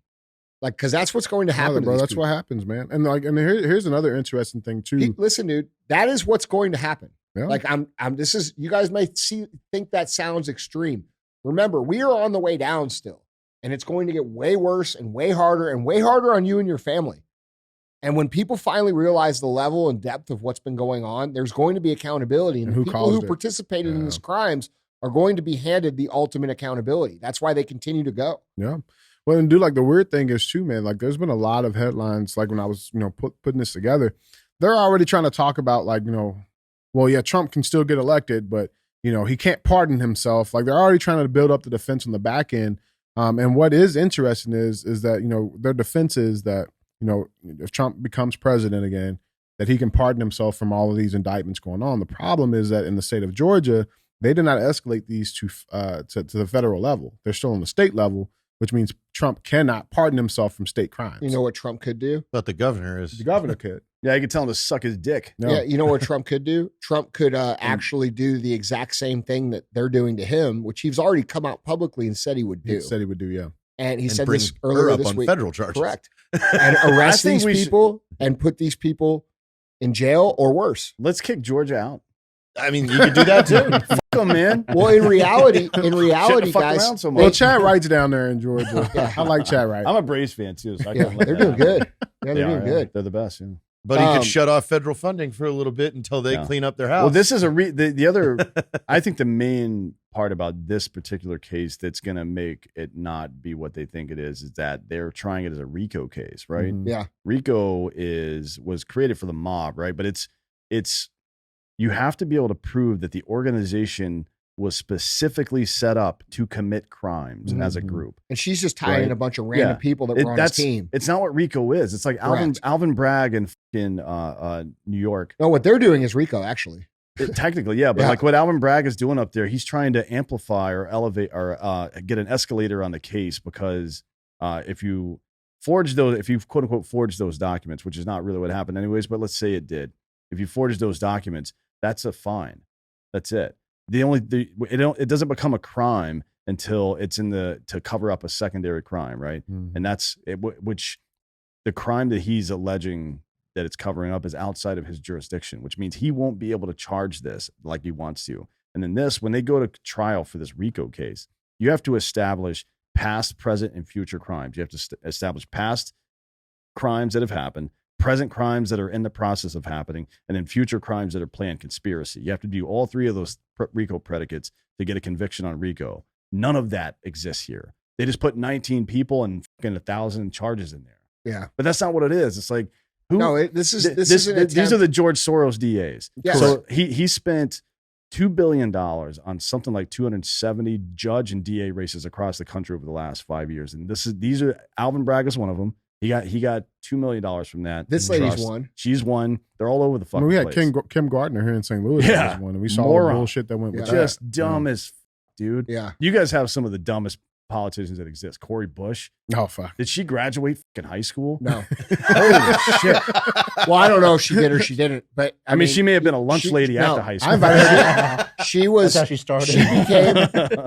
You know how she became who? You know, so she was active in the 2014 Mike Brown riots as a community organizer, and then also during the George Floyd shit. Right. And she still pushes, still to this day, pushes for defunding the police when her own people and her own communities are getting burnt to the ground. And she's using their money to pay for private security. Yeah. She's using their money to pay for private security. Like, bro, how wild is that? She does not care two fucks about the people that she represents. You know, and that's very clear because what's happened since she's come into power? What has she done? Nothing. She continues to champion the same exact policies that have created the issue that the inner cities of St. Louis are dealing with. I invited her to be on the show. I'm sure that was. She declined. Politely declined. I'm Well, sure. that's what you can't have a conversation when you have an IQ of 60. No, dude. I thought I did a pretty. I'm like, it'll be a safe space. You know, Psych. It's like, gotcha, bitch. Go back to that AP thing, by the way, because I want to explain which what's one? happening The here. The AP fact check thing. I want to Yes, explain this one here. exactly what's happening here. Yep. So go to the next one. There you go. You see how it says that the claim isn't that they forgot to redact the names of the grand jury. The claim is that they leaked the fucking indictment. Right. and that's So what they they're trying left to out. twist- That's what they left yeah, out. this That's is why I twisting pulled the up. fact check Yeah. to make it appear. They've That's been why I doing pulled this this all one over up. social media. This is called the Texas sharpshooter logical fallacy. It's a literary fallacy, right? Like an argumentative fallacy. And it is a Texas sharpshooter. You shoot the barn and then you move the target to where the fucking shot went through. You say, oh, I hit it. Yeah. But that's not what this is. They just they created a false what you dilemma did, here. JT. It's nonsense. Yeah. Most of these people are falling for this stuff, though. Like, Oh, yeah. this is what's happening on social media fact checks as well. We see, people will post a meme. I posted this meme by George Orwell and got fact checked. This is back in July. And the quote was like, I don't know, it was one of his many quotes, right? Yeah. And their fact check was that, like, they put the quote in there, except there was like 2 words out of order. Oh, yeah. So, like, they fact check and ding my This traffic. does not say this. Correct. Yeah. They're But getting, they're answering a question that nobody they're asked. doing what fucking progressive liberals do, Yeah. which is deflect and then turn around and try to talk technical language. Mhm. And then, they're censoring people's entire platforms for these things. Well, and then, dude, that speaks to the intelligence of society, because here's the problem is that the majority of people, just like these headlines, that's why we do this show, is because the majority of people don't read past the headlines. Just like the majority of people won't read past the fact check. You know They what see the the little average attention span notification on is? TikTok is? 7 6 seconds? seconds. Yeah. Like they won't read. They're not gonna, like, most people are not going to click on the fact check to see what's actually been No. checked as fact, right? Yeah. Like they just see that little note. Oh, okay. Well, and then they do that because when you get fact checked, it reduces the amount of traffic you yeah, get it to takes your you out page. the algorithm. Yeah, Fucking so- yeah, absolutely, man. I want to ask you guys a question real quick on this Trump stuff, right? So, like, I'm to the belief that we obviously see this as a 2-tiered justice system, right? It's setting a very, very dangerous political precedence, right? I'm to the belief that I feel like Trump should just say, fuck all of these DAs, forget all of this stuff and not comply with any of it. I told him that he had just come to my house and hang out. And when somebody shows up to try to grab him, we'll deal with it. I'm being like real I'm shit. serious, Yeah, yeah. real Like, shit. fuck Man. these Like, people. I mean, because what message? Like, okay, yes, we know the stuff. Like, why? Like, to me, I feel like you're still Well, I think playing into the game. I think there's actually multiple points to that argument, because that a lot of that of what you're talking about, there's multiple ways you could look at that. Okay, Trump understands that the more they do this, the bigger his approval rating is going. The worse they Yeah. look. 100%. Yeah, like, dude, he's Thanos at this point. He's Like, gaining- the yeah, more yeah. the more they throw at him, he's absorbing it, and it's going to come back out in a real serious way. You have It's like to. it's like the obtain, Wakanda bodysuit. Like If that is that how it works? I never saw that movie. Yeah. Only you I- would know. I think you have to play. Why you not I laughing? think you have to Caleb? play this. he was nervous to laugh this time. Like, fucking DJ thinks I'm racist now. Man. but I think the aspect that you're kind of missing there is this could be a tactic too. Is they hit him with a bunch of erroneous shit. If he blows it off, then he actually does break a law. Yeah. Then they have something that can stick. Maybe. There's So if there's also a third possibility. Okay. The third possibility is, and this is a legitimate complaint, and I believe there's legitimacy to this. And, people in the Trump, I'm friends with a lot of people in the Trump campaign and community, and they get mad at me when I say this. But why didn't he arrest Hillary Clinton when he was in office the first Said time? he would. He said he would. Yeah. Why didn't he clean up this corruption? And so there's part of me that legitimately wonders, is this dude a part of this? And is he walking us into this, playing the role of the hero, when in reality, nothing's changing and nothing's being done? And I can understand and have empathy and respect for the fact that the media, how they attacked him, how they treated him. Plus, there's something we may not have been able to know, right? Like, Look, they had and some I type also, of leverage. I also Yeah. can lend, respect to the fact that way more people understand what's going on now than did then. So like, had he done that shit then, it might not have been received the way that it would be received now. It would have seemed authoritarian until it was exposed. Yeah, that's a good Now point. it's going to be seen as literally cleaning up the government. So, but like, dude, real talk, like, he doesn't do himself favors by the way that he has complied. Yeah. And so I see your point with that. And I actually, wonder, like, I have a hard time seeing how this is going to play out. Like, at what point, like, okay, because like, dude, they're not going to stop. No, it's 91. Listen, motherfucker, these people are going to put his ass in jail if they can. You see the thing that like, and it's going to come down to the people stopping it from happening. That's what I'm saying, man. Like they put out this other headline, like it tallied up all, like he's like, there's like he's faced like 700 something years. Yeah. No, there's death for some of the charges. Yeah, so it's like okay, so what, how many more are you going to allow to keep happening, right? Because the message is like, and we've stayed firm on this on the show multiple times, but it's like the only thing that's like holding up the law for law-abiding citizens is us thinking that it's still being held up. When we have our cities that are burning to the ground, businesses being looted, robbed on a daily basis, the only people who still believe in law and accountability are the law-abiding citizens at this point, right? So like, bro, like that facade of law being being held accountable, like once that erodes, it's over, right? Like that's going to be the green light, and it's like he has. Well, I mean, you're going to see more and more vigilantism for sure. 1,000. It's already showing. Yeah, it's already showing, dude. But look at how the vigilantes are being treated right now, like this Marine Perry or whatever his name is in New York. Yeah. Daniel Penny. That's it. Yeah. And then the Sikh, they tried to charge these Sikh dudes for beating the Christ out of 7-Eleven. Fuck that. No. But as far as the trials go, there's some of them that I think he should just, like the one in New York, he should just tell that guy to go fuck himself and not show up. Frankly, that's what I would do. But the ones, this RICO one, the one for the J6 charges, especially, he needs to stay in because now he has the ability to fucking subpoena everything. Yes, right? and the discovery is going to be wild as hell, man. Yeah. And I think it's gonna, bro. But they talk about that in the fucking Q shit. Yeah. So it's like that's what I'm talking about. Like, what the? Well, his attorneys talk about it on TV too. Yeah. Though, right. I mean, it's like the Capitol Police chief last week is talking about how, look, we asked for the National Guard. They said no. We wanted them to come down here, and they said no. Why? Yeah. Why would you say no to that? Yeah. Do you know that do you know who the guest was on Tucker Carlson the day the scheduled to be on a show the day before or the day after he got fired? Mm-mm. That dude. Yeah. There you go. Yeah. Well, he was just on Tucker now. Yeah. And a lot more people saw it than watch Fox News. So I think 40 million people have seen that on Twitter now. So good luck.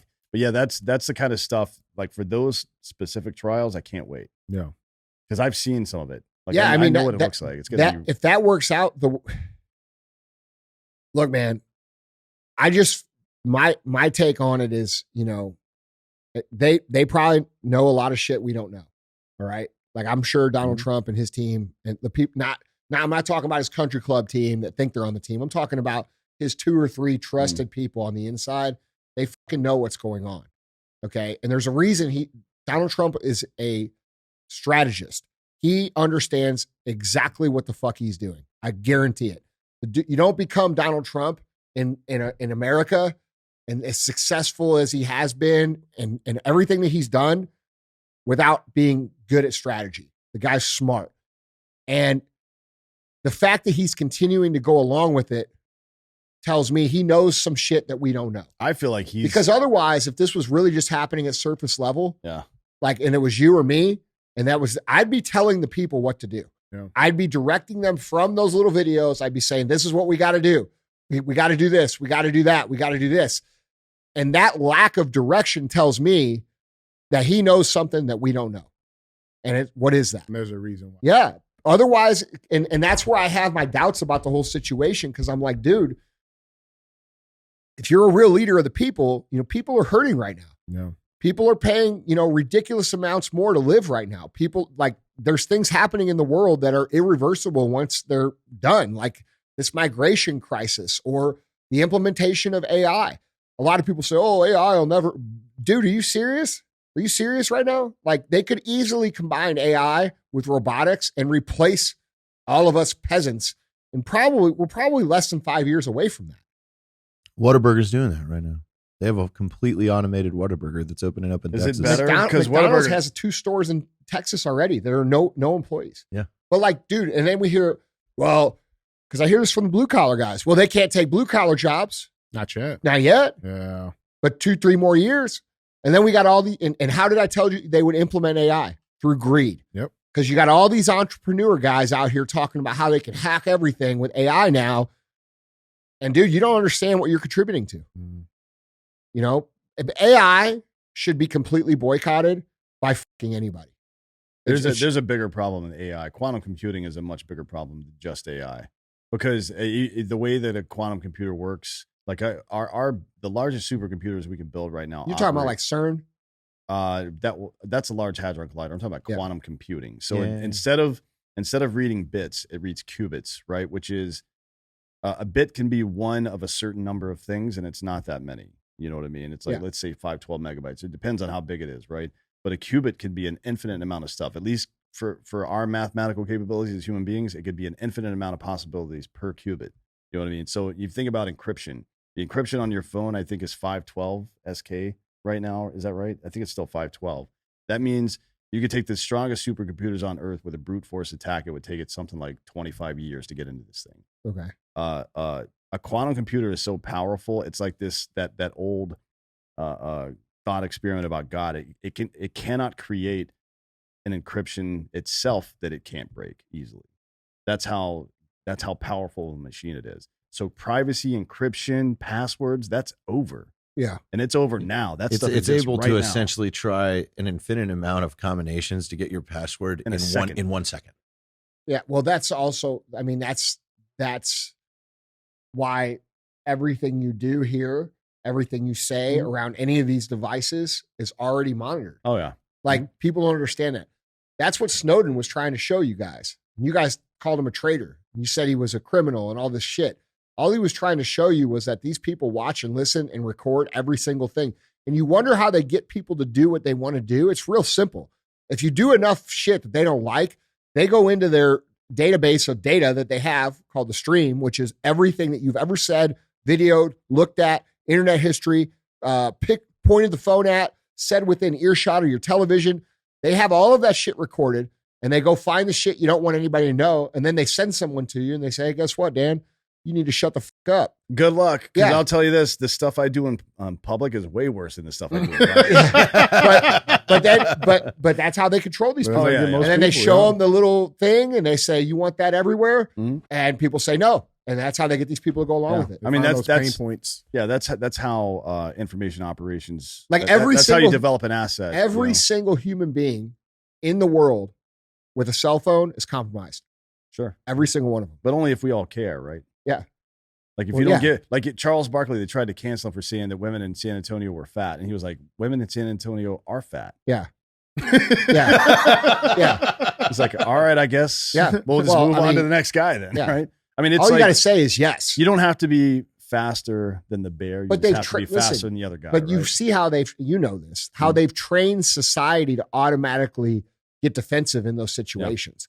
Like, we've had cancel culture now for 12 years, and it's been implemented on the population now, which is resisting the tyranny, right? And so these people have been manipulated psychologically over the course of time through things like political correctness, removing the pledge, making the flag controversial,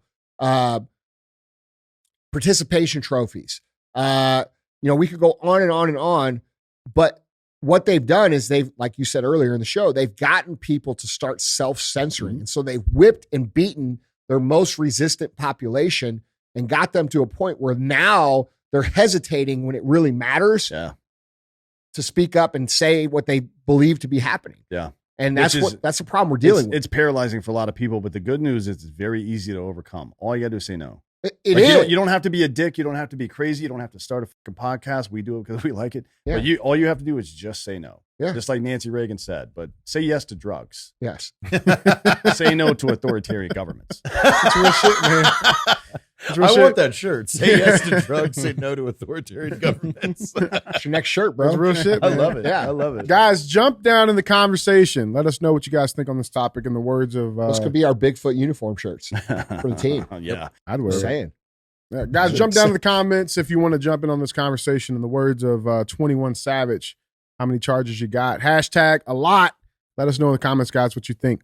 Guys, it is time for our final segment of the show. As always, we have thumbs up or dumb as fuck. That's where we bring a headline up, we talk about it to get one of those two options. And so with that being said, our thumbs up or dumb as fuck headline reads, my wife has a terminal illness. She wants sex with her ex one last time. Oh, I saw this. Thumbs up. Well, I'm only giving thumbs up because if it was me and I wanted the ex one last time, she better say yes. Yeah, so treat people the way you want to be treated. Yeah. It's the golden rule, bitch. Bro, I don't know, man. Let's dive into this. So, a heartbroken husband says his wife's dying wish was to sleep with her ex one more time. Come on. Posted on Reddit 2 years ago, the anonymous man alleged his wife of a decade had just 9 months to live. The original post was deleted, but it has been reposted and has since resurfaced. Quote, my wife has a terminal illness. She is projected to live at most 9 months. I am, of course, destroyed. We've been together for a decade. I don't remember life without her. And I don't know what I'm going to do when she's gone. I've been doing my best to make the last days of her life good and grant whatever wish I can, his post began. He explained that his wife would need a wheelchair for 4 or 5 months, and then she would be bedridden if she didn't decline faster. To add to the man's sadness over losing his wife, she reportedly asked him if she could be with the most, quote, physically compatible lover she's ever had, her former flame. Quote, recently she sat me down and told me that one of the last things she wanted to do was have sex with a previous partner of hers. I, of course, was shocked, and when I asked why the fuck she wants that, he lamented, quote, so basically she thinks that her most physically compatible, satisfying lover was him. She gave a whole monologue about how sex sometimes is just physical and how emotionally fulfilling sex is with me, but it was bullshit to get to that point, he continued. The man said he was left with a grave decision to make. Quote, so now I'm left with this, deny my dying wife a wish for my own ego or let her go fuck another man who she feels was better. Honestly, I'm so pissed off and betrayed that she asked me this of me.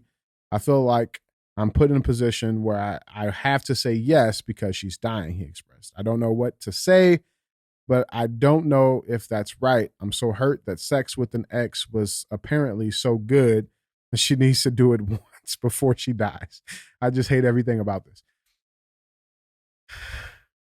I love it. Dude, 10 years of bad dick, Come on, man. man. This is the made up bullshit that people do on fucking Reddit. Like 90% of the shit on Reddit is total bullshit. Because it's built for this. It's Yes. built for attention. Yes. Yeah. Okay, Like, but we doing it or not? What are we doing?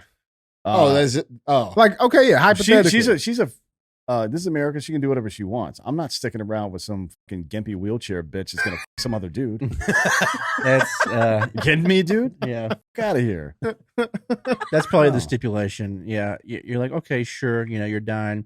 You can go have this big dick that you've been dreaming of,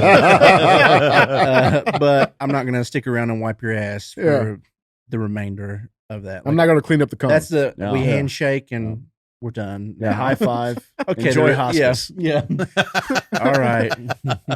JT? What? I mean, I'd give her 1 weekend.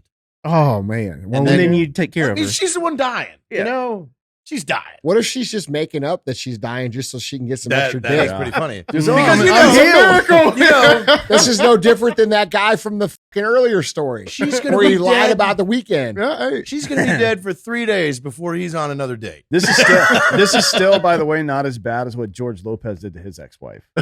What'd he do? What'd he do? So he needed a kidney. She gave it to him, right? Yeah. And then she got cancer and he left. Oh, Damn. True story. Wow. Really?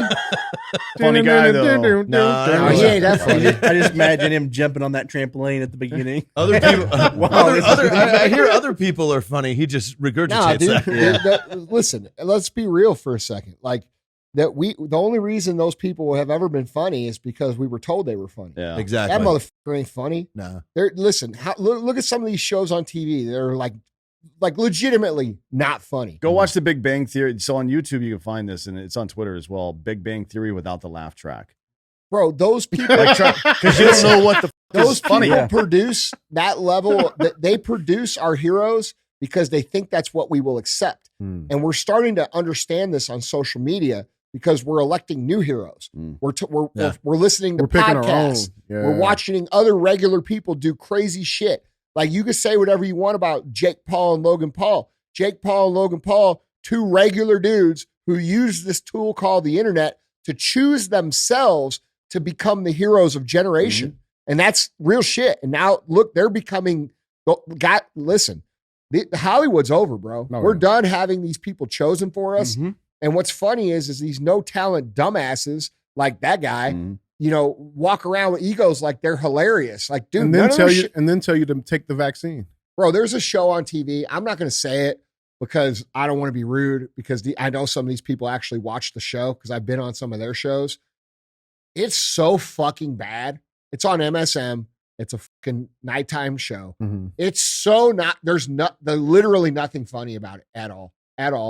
Like every single dude I follow on the internet that does their own comedy is 100 times funnier than any of these people they put on TV. Like who the fuck are these jokes for? They're made, they're castrated. They're made and manufactured for the level of intelligence that they believe that our society has. That's why I only have one hero. His name's Paul Tippett. Yeah. Who is he? He's the guy that dropped the bomb on Hiroshima. And he slayed. We have a new design as a t-shirt that says Paul Tippett slayed. Wait, hold on. Did we? Is that in the movie Oppenheimer? No, Is he in there? I don't think he's they not. got to that point. No. No. That's just something we've joked about. Wait, forever. he's the guy that actually did it? Yeah. In the plane? Well, because yeah. there is an interview of him on YouTube. He's in his 90s. It was probably about 8-9 years ago. Great tan, and he's by the way. in a B-17 or the bomber that he's B-1. in a replica one or whatever, talking about it, and he's like amped. Like there's no remorse. He's not like somber or anything. He's like, man, oh yeah, we got a lot that day. Dude. Which one is it? That's the Paul Tippett. that interview right there. Like, yeah, dude. Like It's pretty wild. it's long, dude. It's do you think it's he an hour. spent like his whole life like bragging about the body count? He fucking should have. Yeah. I would have. I mean, that's like Damn. that's kind of an inside military thing, right? Yeah. What was it at Hiroshima? It was 25K. What did we see yesterday? I think- thought it was 80 or 40. One of them was 40. One of them was like 80. Yeah, but it see, said like 80. How to many 140. people died in Pearl Harbor? 3,000. It was like or so, 3,000. I think. So that's how America used to be. Like if you poke the bear, Mhm. the bear cuts your fucking head off. Oh yeah, Like you're where's getting that? tenfold. Hold That's on. it. Where's that mentality been in our society? Well, you know, it began in Rome. They had this concept called civis Romanus, right? And what it meant was, I'm a Roman citizen. And the implication of saying that to somebody that wasn't a Roman citizen, if they tried to fuck with you, was that the full weight of the Roman Empire will crash down on you if you even look at me fucking wrong, right? Well, no, you want to know what our attitude is right now, and this comes down to like some footage and stuff that was posted on official military channels and things like that about 2 weeks ago. Was Russia's MiGs messing with our drones in Syria? They're like, look at how unprofessional these Russians are. I'm like, when did you guys become such little bitches? They're laughing like, at you. If Russia was flying some drone near us, you bet your ass I'd fly an F-15 right in front of that thing. Like, Yeah. like, unprofessional. Shut up. Stop being a bitch. What is this? Hold on, for real. But what is this shit in society where people think there are rules? Yeah. Like there are no rules. Russia and China ain't playing by rules, guys. People's not understanding that those people are completely hostile to us is not registering with the public. Like there's this politeness that people think the rest of the world operates by. Unprofessional Russian fighter pilot. What Yes. did Martin Sheen say? in Professional, Apocalypse? unprofessional. So what do they call him when he shoots you down? Is that when he said- professional? oh, yeah. Because that's what he's supposed to Well, do. he was wearing a bow tie. Yeah, he didn't have He had a tattoos. whole He suit didn't have on. tattoos below the a lot of cufflinks. this, He's a lot of professional. this is couched in this guilt, this Western guilt too. And here's what I'll say about that. I'll tell you what's quite a bit more effective than feeling guilty about your position in life if other people have it worse. What's quite a bit more effective than feeling guilty is helping them come up instead of trying to tear society Even if down. it's at your own expense. Yeah. Like every meaningful thing you do in your life will be in the service of other people. We forgot that shit, right? We think now because we think we're still in some kind of resource war right now. We have everything we fucking need, man. It's only these assholes that are on the fucking media all day telling us this bullshit that's true. It's not true. It's just simply not true. There's enough for everybody. That is a reality of the situation. The only reason everybody isn't getting enough is because there's somebody standing in the way between the resource and them, and it ain't us. You're not blockading resources from people. Let's be real, dude. Like this is a true culture war. Like there is no those migrants coming across the border that's not a mistake. That's not designed. Yes. And that's what it's designed to do, is to remove American culture from America. And they understand that those people come here and they bring their culture here. They understand they know this because you know why? Because they've already done this before. Look at what's going on in Europe. All right. And then people deny it and they say you're some sort of racist for pointing it out. No, I'm not a racist. I'm pointing out the fact that this thing that we all call America, that we all say that we love, and all these things that we have that have made our fucking lives awesome. Even you guys with shitty lives, life's still pretty awesome.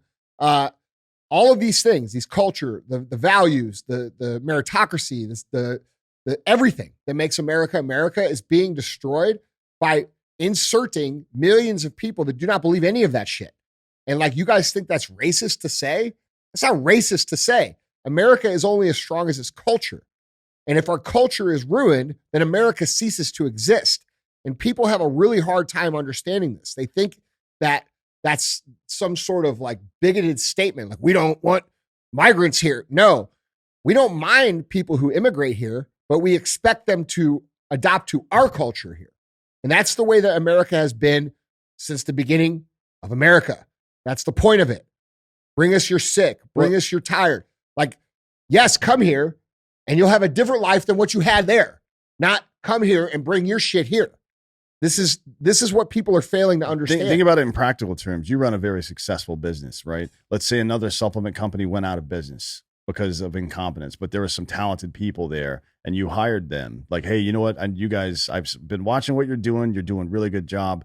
The company was fucked up, but you're great. Come over here. If they bring their culture from their fucked up company into yours, get out. Why you failed? Why do you think we build our people from the inside here? Yeah. Okay. It's because people tend to bring their bad habits from other places here. Right. This is real shit that people are not understanding. They think the United States of America is like I don't know how people think of it. They also think of their freedom in a weird way. It's like your freedom is an autonomous decision. Yeah. The government doesn't grant you rights. That's not how that fucking country works, bud. That's not the government they don't grant you rights.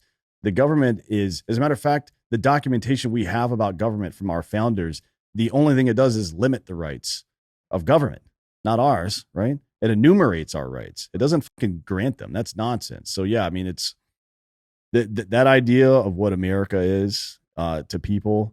There was a young woman that's attending a college right now that was sitting between Jared and I on the plane this morning. We were kind of just saying weird shit, talking, being funny and stuff.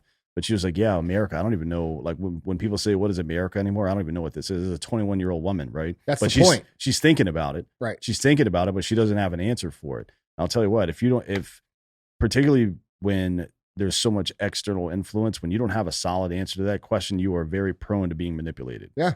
You know what I mean? And it's you to see it now. Yeah. People fall for anything. That's how people get into cults, Mm-hmm. right? Like why do you think it is that people have a hard time understanding that freedom is something that only exists if you individually exercise it? Mm-hmm. Like, freedom is not a law. It is not a president saying you are free. That's actually you being a slave of them by even acknowledging that sort of relationship. So many people say they want freedom, but how many people actually exercise their freedom?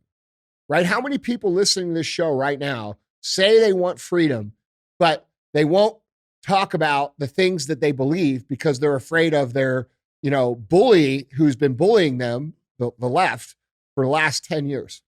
If you are doing that, you understand that you're granting them your freedom and you're accepting your position as a subservient class to them. That's right. Yeah. Remember that scene from Saving Private Ryan where they come across the enemy machine gun position and like, hey, the guys are like, hey, we can just go around this. This is not our mission. Yeah. And Tom Hanks is like, no, because the next group's going to come along and get chewed up by that. Yeah. Every time you capitulate to authoritarian bullshit, all you're doing, maybe you get out of the way unscathed, but the people that come behind you are going to get fucked up, and that's on you. It's your kids. Yep. It's your kids. And like, dude, that's what I have this. It's really hard for me to continue to talk about freedom.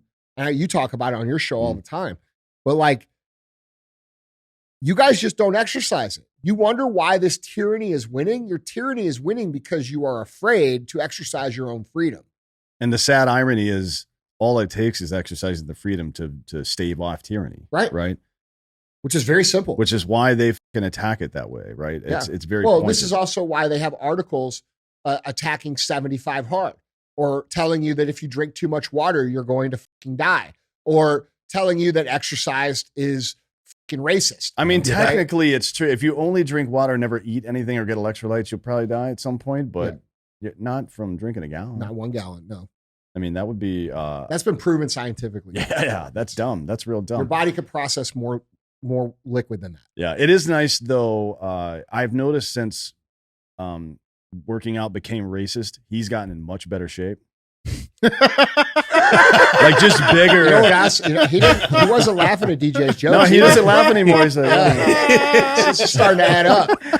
That's erasure, right? I mean, speaking of erasure, I don't mean to jump on your dick here, but have you seen that the Cleveland Indians and the Washington Redskins are now getting criticized pretty heavily by Native American groups who feel like they've been erased from culture now? Yeah. Did we not talk about that 5 years ago? Yeah, exactly, because it's third-party offense. Yeah. The people that wanted to remove those things were not from those cultures. Nah, it's white people. Who's been saying that? Didn't I say that? I've been saying that on the show for fucking years. It's so stupid, man. Dude, okay. We live in the dumbest period in human history. Let me tell you how dumb it is. The Washington Redskins are racist. Okay, so what do you want us to do? Get rid of it. All right, so Redskins is actually a label for the fiercest Native Americans that have ever existed. It's an honor to be called a Redskin in that culture.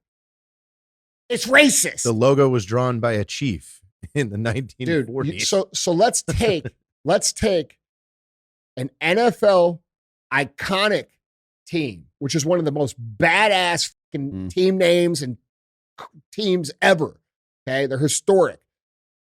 And let's change the name from this name that honors Native American culture, that they believe honors Native American culture. Let's change that name to a name of the people who killed those people. What the fuck are we doing? Yeah, I think when Mrs. Butterworth is going to change it to Mr. Slave, I think. Or I'm sorry, Mr. Slave Master. Yeah. It's just like, that would be the equivalent. It would be like putting a dude with a whip on the front of what are we, Mrs. Butterworth. like, dude, Mr. Massa. This is absurd shit. And the fact that they should change it back to Redskins. I think we need to listen. There's a petition going around for that. There's a group I just found them on Instagram. Oh, man. That is actually like running a massive campaign for this. Let's see if I can find it here real quick. Here it is. Native Guardians on Instagram. Oh, right? Yeah. I saw that too. Yeah. So Native Guardians is running signature campaigns to change back the name of the Redskins and the Cleveland Indians to the original iconic names, which they should be. I just think it's cool that they're doing it. They're over 100,000 signatures now. You guys can go check them out there on Instagram. It's Native Guardians. That's their page. Small page right now, but like, dude, that's a correction that has to happen in society. We have to go back and correct all this shit. But it comes from that attitude that the aristocracy knows better than you, right? Because even though you're the native person that might be offended by this, like, well, I'm not. Well, you should be. So we're gonna get rid of it because you can't handle it. Like, well, I'm fine, actually. Thanks for asking. But by the way, laugh at our comedians. Yeah, right. No shit. Yeah. Anyway, goofy. Yeah. All right, guys. Yeah, Andy, guys, that's all I got. All right, guys. Well, thanks for coming up, being on the show. Appreciate you guys. You guys listening, don't forget, it's not cool to be a hoe. So Share the show.